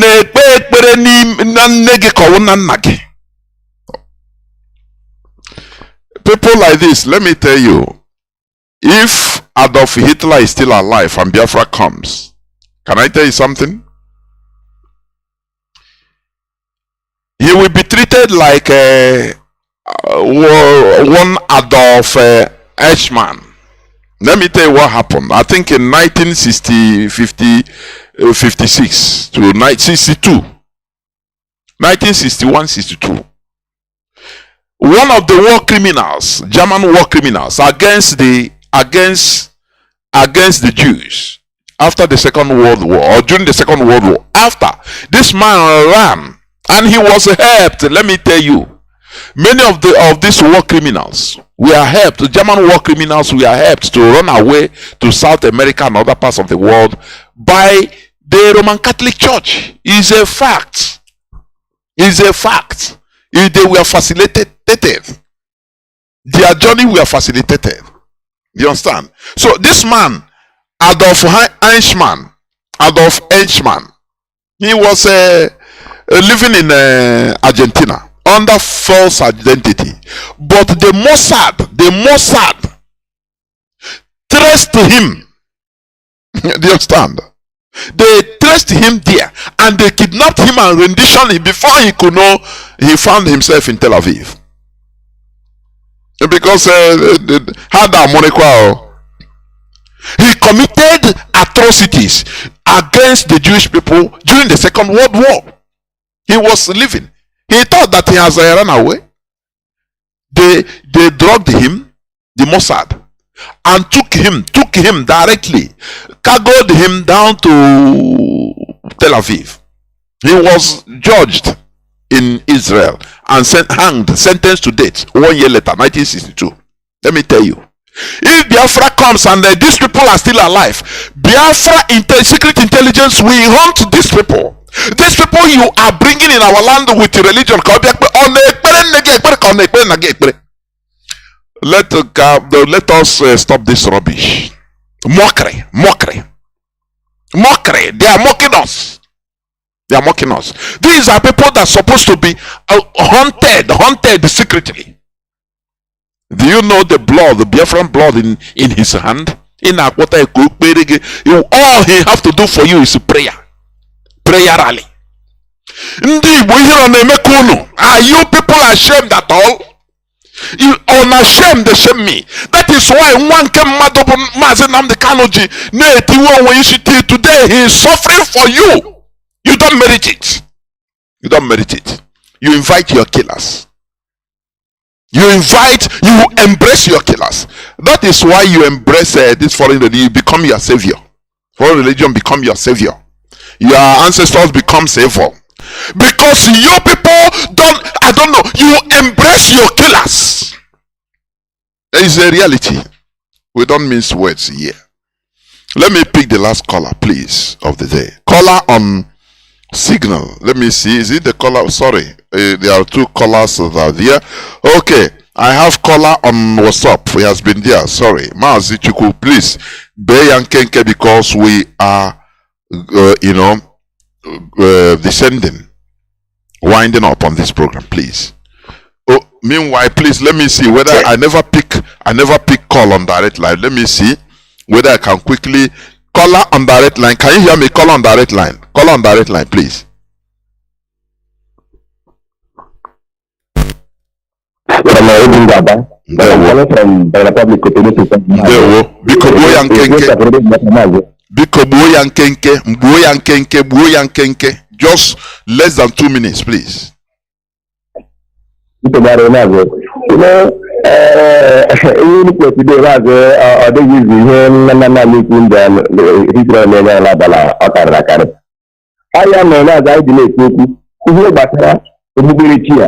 Ndọta dịbe ala gị were kọnta anyị eji ihe were kọnta anyị ndezi ha maka ọdịmma nke ha na ọ bụghị ya anyị nwekwana isi n'ime ọgba a ndị aka ejiri anyị ọrịta ori ourselves from this cage maazị anyị ga-emegere anyị give you revolve our brain mental revolution in all ways back and forth anyhow anywhere we lose ourselves from this mental slavery. Because religion is number one. We cannot shy away about it. Let us stand by the truth, and that is the only that will lead us to the commission. We shall not be deceiving ourselves. Because this man that is coming to our land, I will tell the thing that it is Israel today that people always call Israel. I think that this man, Hitler, is alive. There is many people now go and fight Hitler. They will bring him. Okay, come and pray. They will bring Hitler to Israel. Oh yeah, he's coming to pray. Oremus. Oh yeah.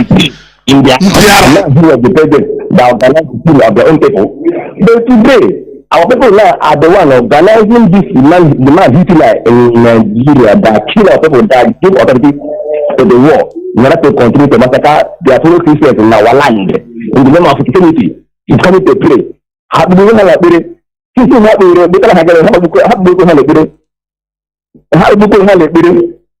They are praying in heaven for.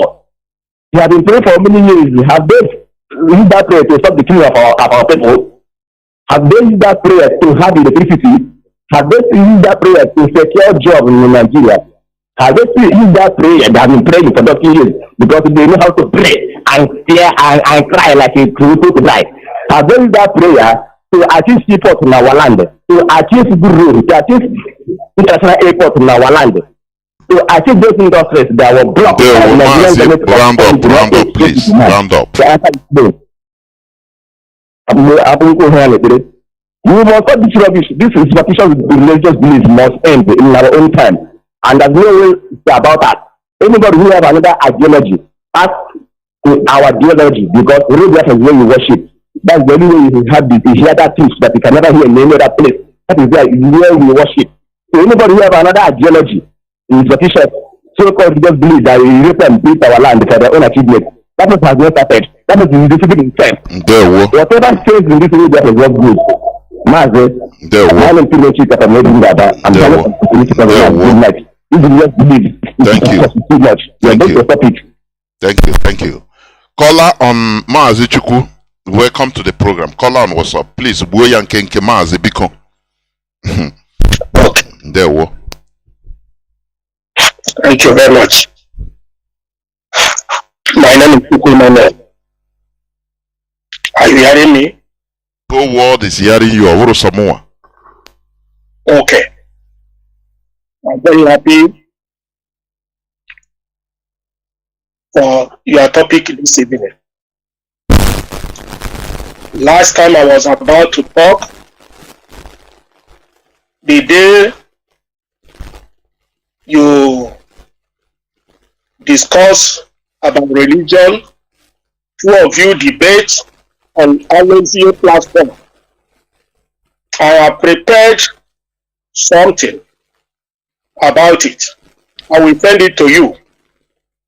I have sent it to Mazi and some other people. Now, I'm happy for our brother who you are interviewed this evening. Is more or less our age. Because I'll start journey from 1950 now. And we have so many things to deliver before we left. The problem we have is many. British sold evil state in Nigeria. These evil 5 seeds are 1, religion, 2, hatred, 3, divide and rule, 4, saboteur, 5, corruption. These are 5 seeds of evil that British planted in Nigeria. And all these 5 seeds has grown wings and bearing different fruit, different fruit, evil fruits. Everybody have seen it in Nigeria.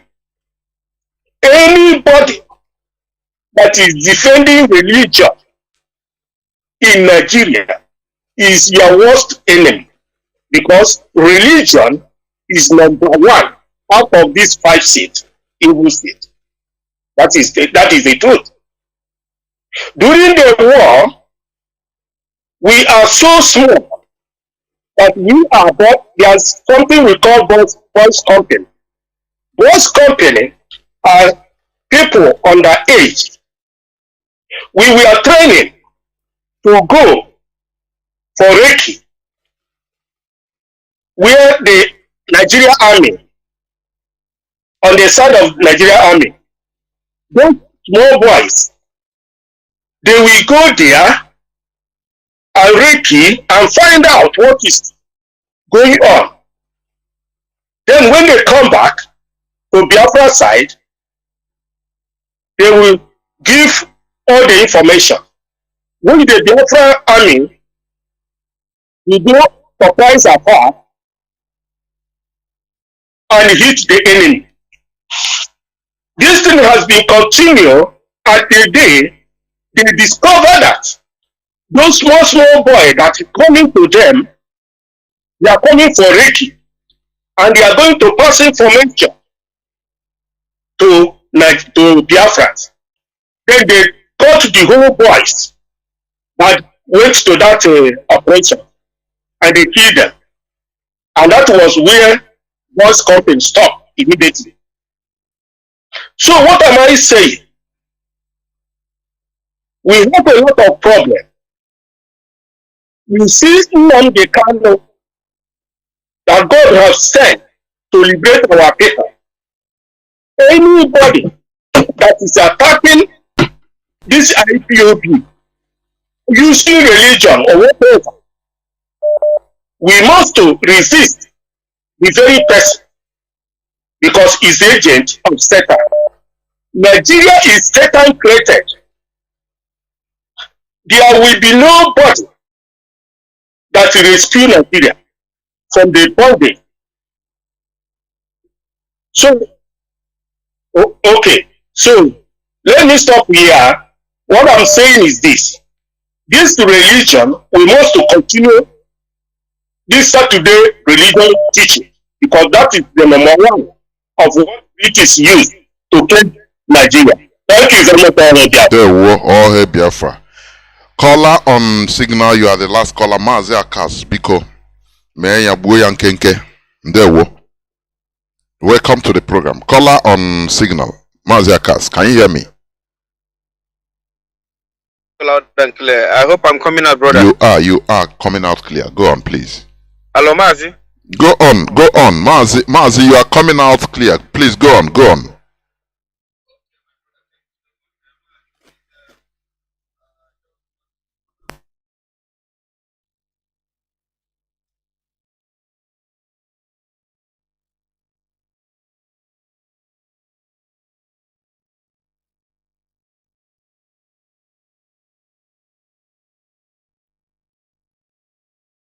Fellow Biafrans, lovers of freedom, IPOB Austria is calling us once again on our March Day, which is going to be on 1st of May.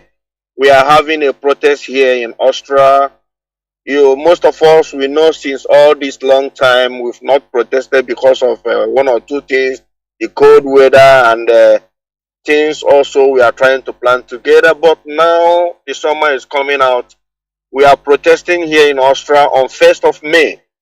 And all our zonal coordinators here in Austria, please, we know what we discussed. Please make sure that this message will get to all our members in our various zones. That all road is leading to Linz, Austria on 1st of May. It is a public holiday. Most of us that are working on that day, please make sure you take free to be part of this protest here in Austria. And our meeting ground is going to be on Volksgarten. Volksgarten is just about 50 meters from the train station. When you come down from the train station, just call anybody who will direct you exactly where it's going to be. Those of us that have been coming to this protest, we know exactly our meeting ground. And the time is 8 p.m. in the morning. 8 a.m. in the morning. 8 a.m. in the morning. And we want to use this opportunity also to let us to understand or to remind us that please, when you are coming, make sure you come with our regalias, our Biafran flags, so that we can be able to let the Austrian government to know that our leader Mazi Nnamdi Kanu, which has been discharged and acquitted, that Nigerian government is still holding him illegally in the dungeon of DSS, in DSS dungeon. Please, everybody, all road must lead to Linz. And also, please know that this protest is going to be televised. And more we troop in the street, the more Austrian television is going to carry it to the whole world to see that Biafrans are asking for the release of our leader Mazi Nnamdi Kanu, and also for the referendum of Biafra. Please, we must make it a well-worn protest here in Austria. And brother, I want to use the opportunity also to remind all of us, 30th of May is coming out. It's coming very soon. Please, everybody must get ready. It's going to be in Vienna, and all road will be leading to Vienna on that particular day, which is be on 30th of May. We should get ready for it, and as we continue to do that, do this to fight to make sure our people is being liberated. Chukwu Kabema will bless all of you, bless your handwork, and bless everything you are doing, because Biafra is our religion, and Biafra is our hope, and Biafra is our last step. There is no other way. There is no other way. It's only Biafra or Biafra or Biafra. Mazi Jonathan, thank you for giving me this opportunity. May Chukwu Kabema bless you, my brother. Thank you. There were Mazi. Oh, this is where I'm going. I'm no more taking calls, please. This is not the end of coming up on air with Mazi, our veteran, please.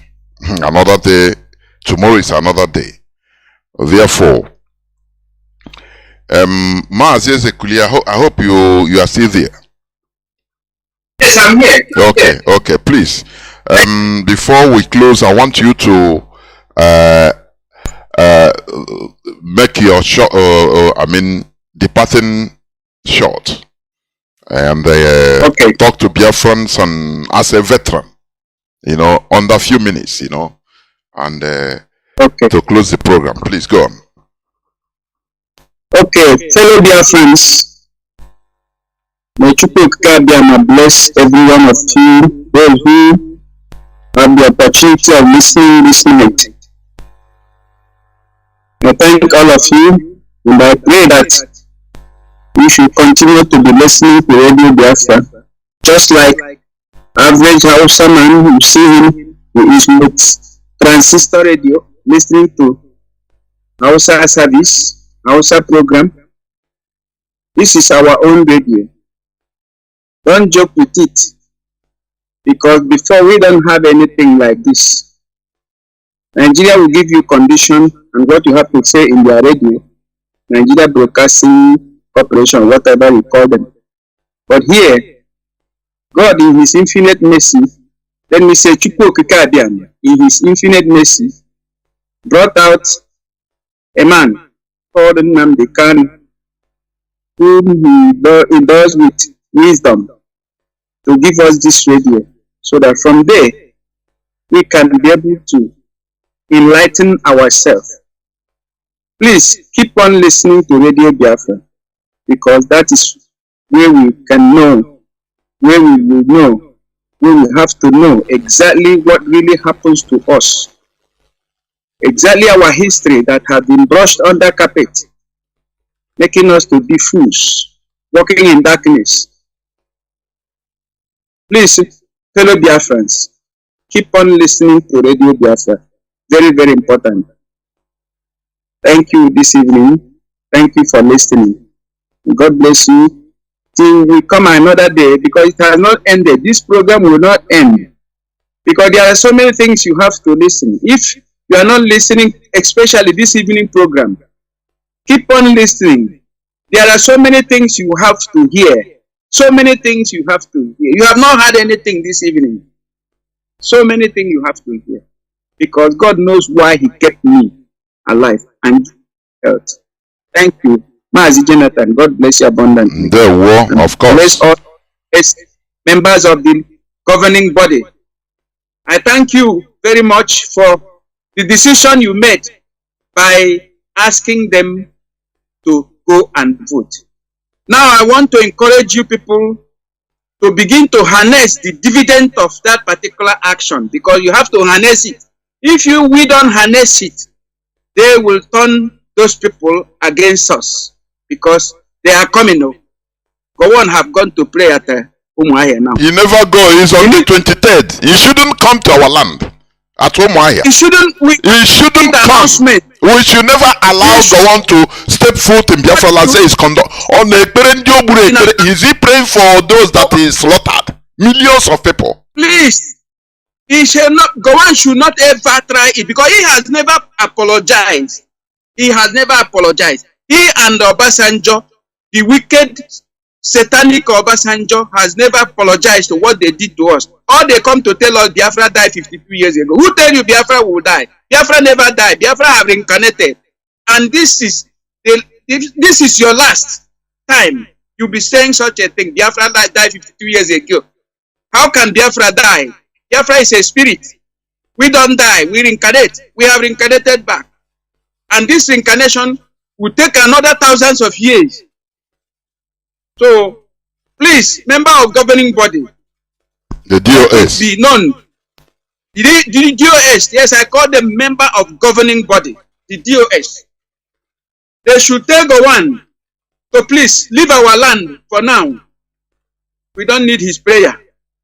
Thank you, Mazi. And thank you all Biafrans that have listened this meeting. Thank you. Mazi, just as just little. Mazi, there are deep things, Mazi, when you talk, you review some things that, like the other day, you talk about the Lex Equipment, or how he embezzled Yes. money is supposed to, so we'll be coming on air. I'll be coming on air from time to time with you so that you'll be revealing some issues. Because there are things we have private conversations, you'll be talking so we should be hearing this. That is it. Thank you very much, Mazi. Thank you. Thank you. There were Biafrans and lovers of freedom. This is where I'm going to end the program because I have another schedule, although it's going on already. But we must continue. There are things we should understand. We should stop embracing our killers. I don't know, the white people, the Europeans, they saw it as a weak point to us. People that kill us, brutalize us, we embrace them. We worship them. The same way they are bringing Gowon with a religious sentiment. No, to Christy. I don't want to insult, please. I don't want to insult, but because I know he should not come there. People are hearing my voice. Gowon should not step in our land in order to mock, to piss at the grave of millions of our people that he massacred. He's the direct Hitler. I say, if Biafra is restored and Gowon is around, he's still alive. They know. He's one of the people, the main person that will be hunted by the Biafra Secret Service. I'm telling you. The same way Israeli is hunted. When the Second World War ended, Franklin Roosevelt and Winston Churchill, they want to quickly do away. They have many prisoners of war, German prisoners of wars. They want to do away with the prisoners of wars, German prisoners of wars, as quick as possible because it's costing them a lot to feed them. So they started releasing people anyhow, and German war criminals profited, and they slipped off the net. Many of them, they were released, some unknowingly, by the Allied forces. Israel was not happy. That was 1945-46. They were not happy. 1948, Israel became a country. And one of the first thing they did is revenge. When you revenge, people should not be forgiven. Let me tell you. All these things they bring put up in this and that, able to forgive your enemies. This is rubbish. It's killing us. You should never forgive your enemy. The enemy that kills your people. You don't forgive. If you forgive, you are weak. I'm telling you. They brought all this. If they slap here, they right, turn your left. Oh, Chineke Chineke. Gowon should never step his foot in Biafra land. Let him go and pray in his own plateau state where they are massacring their people every day. He's coming to pray. Prayer rally. You will see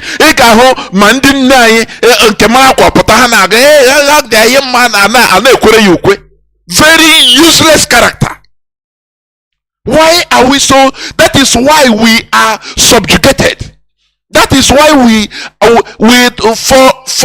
even for Britain, we don't matter.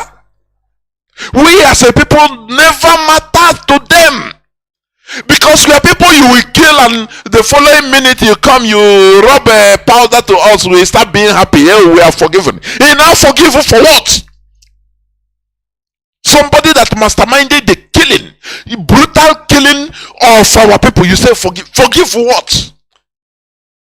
And he's coming to pray in our land. Prayer rally. For Governor to be, let him be careful. IPOB, we are peaceful movement. Do not bring Gowon to enter into our land. Do not bring him to come and mock us. You don't see other people you bring. It's Gowon that will come and pray for us. Oh, Chineke Kwenayojo. Ndibo, I don't know whether we merit Mazi Nnamdi Kanu. I don't know.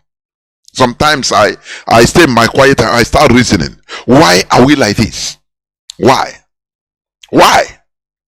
They come through religious sentiment. They will come. They are making us in every way.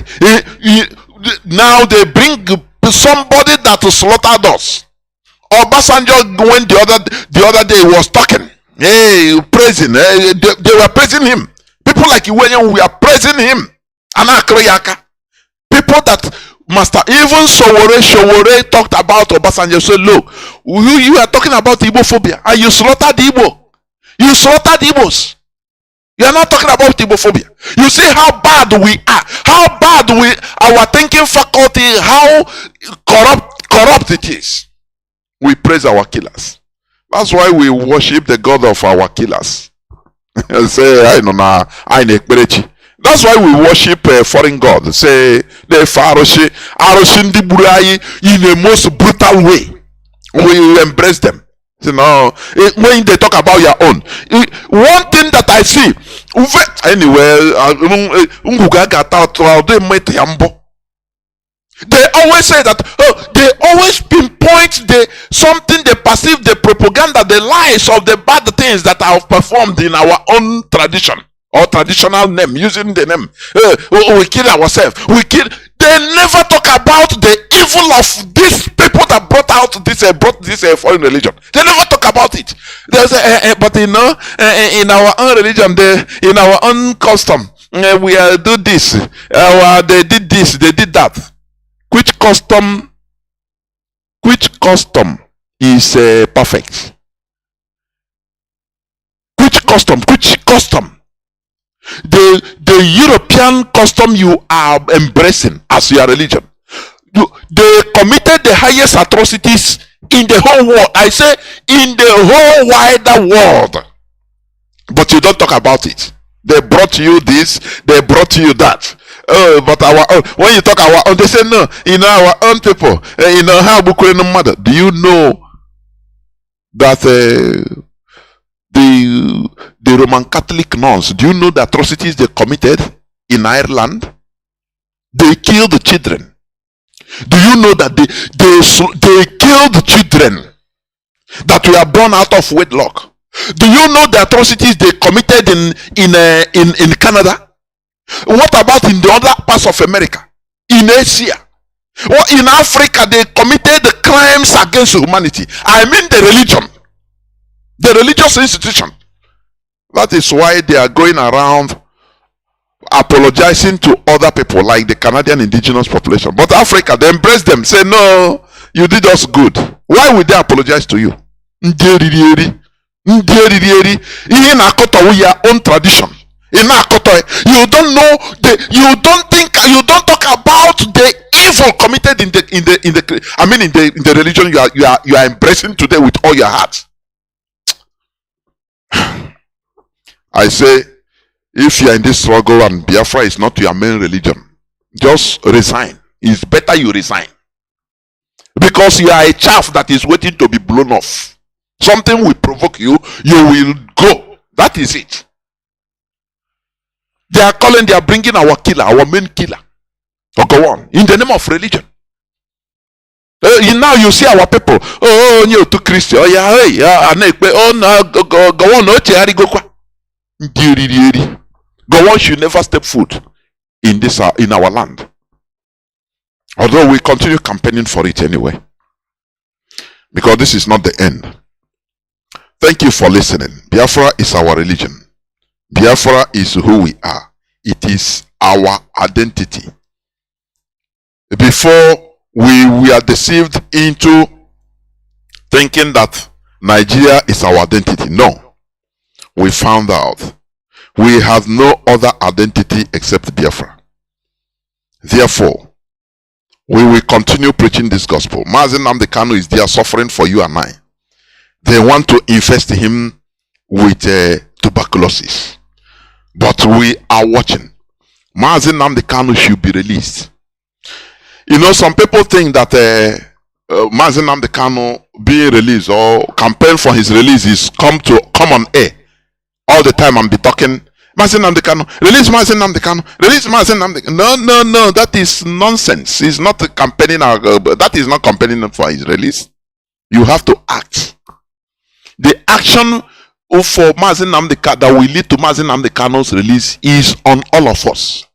Do you understand? It's action, not talking, it's action. You see how people are acting today, including his siblings. What they are making difficult, how they are causing difficulties in IPOB. It is an indirect way of sending signal that don't release Mazi Nnamdi Kanu. Because why the rendition Mazi Nnamdi Kanu is not because of his Kanu family, no. They want to destroy this movement of IPOB. Can you, sometimes I say, Ndibo, can you people not understand? It's just to destroy that force behind him. So, when the people that are holding him, if they continue seeing that, oh, Mazi Nnamdi Kanu's sibling, they are fighting against the IPOB leadership, they are at loggerhead. It will give them the courage and say, okay, let us hold this man a bit more. Maybe we will scatter IPOB. They will fight themselves into extinction. That is the action that is still holding Mazi Nnamdi Kanu, let me tell you. It is not coming to release or writing on Facebook or Twitter. Release Mazi Nnamdi Kanu. No. It's not everybody that call release who really want him released. Let me tell you. It's through the action. When you see people that are, fighting against the leadership of IPOB, they don't want Mazi Nnamdi Kanu released. Because the Nigerian DSS, the Nigerian government, what they are doing, they hold him in order to destroy IPOB. Once they see that IPOB is destroyed, they can either harm him, Mazi Nnamdi Kanu, or release him to vanity. They tell him your movement is gone, so now you sabi, go, you have nothing backing you again. You are nothing. So those people that are bringing crack, trying to bring cracks in IPOB, they are the people that are acting against the release of Mazi Nnamdi Kanu. Forget about what they say in their mouth, all right? It's nothing.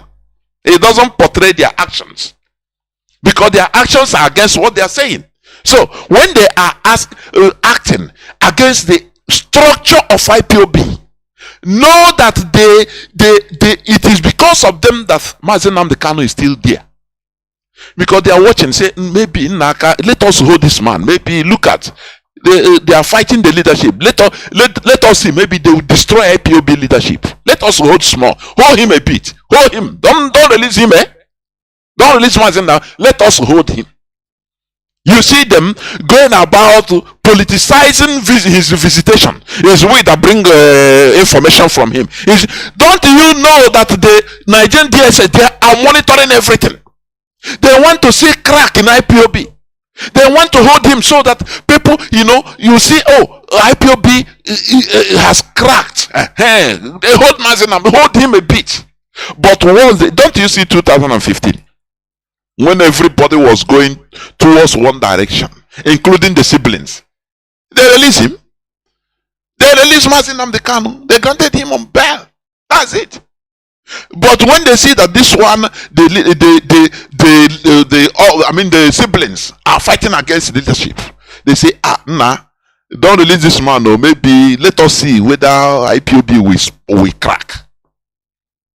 Because that is only what they want. That is why they are holding Mazi Nnamdi Kanu. But their ass is grass. That is it. We are going nowhere. IPOB remains formidable. It remains formidable. No angel, no demon can ever crack IPOB. We continue in what we are doing. Thank you for listening. From me, Mazi Jonathan Chinedu, from here, it is simply good evening. Biafra,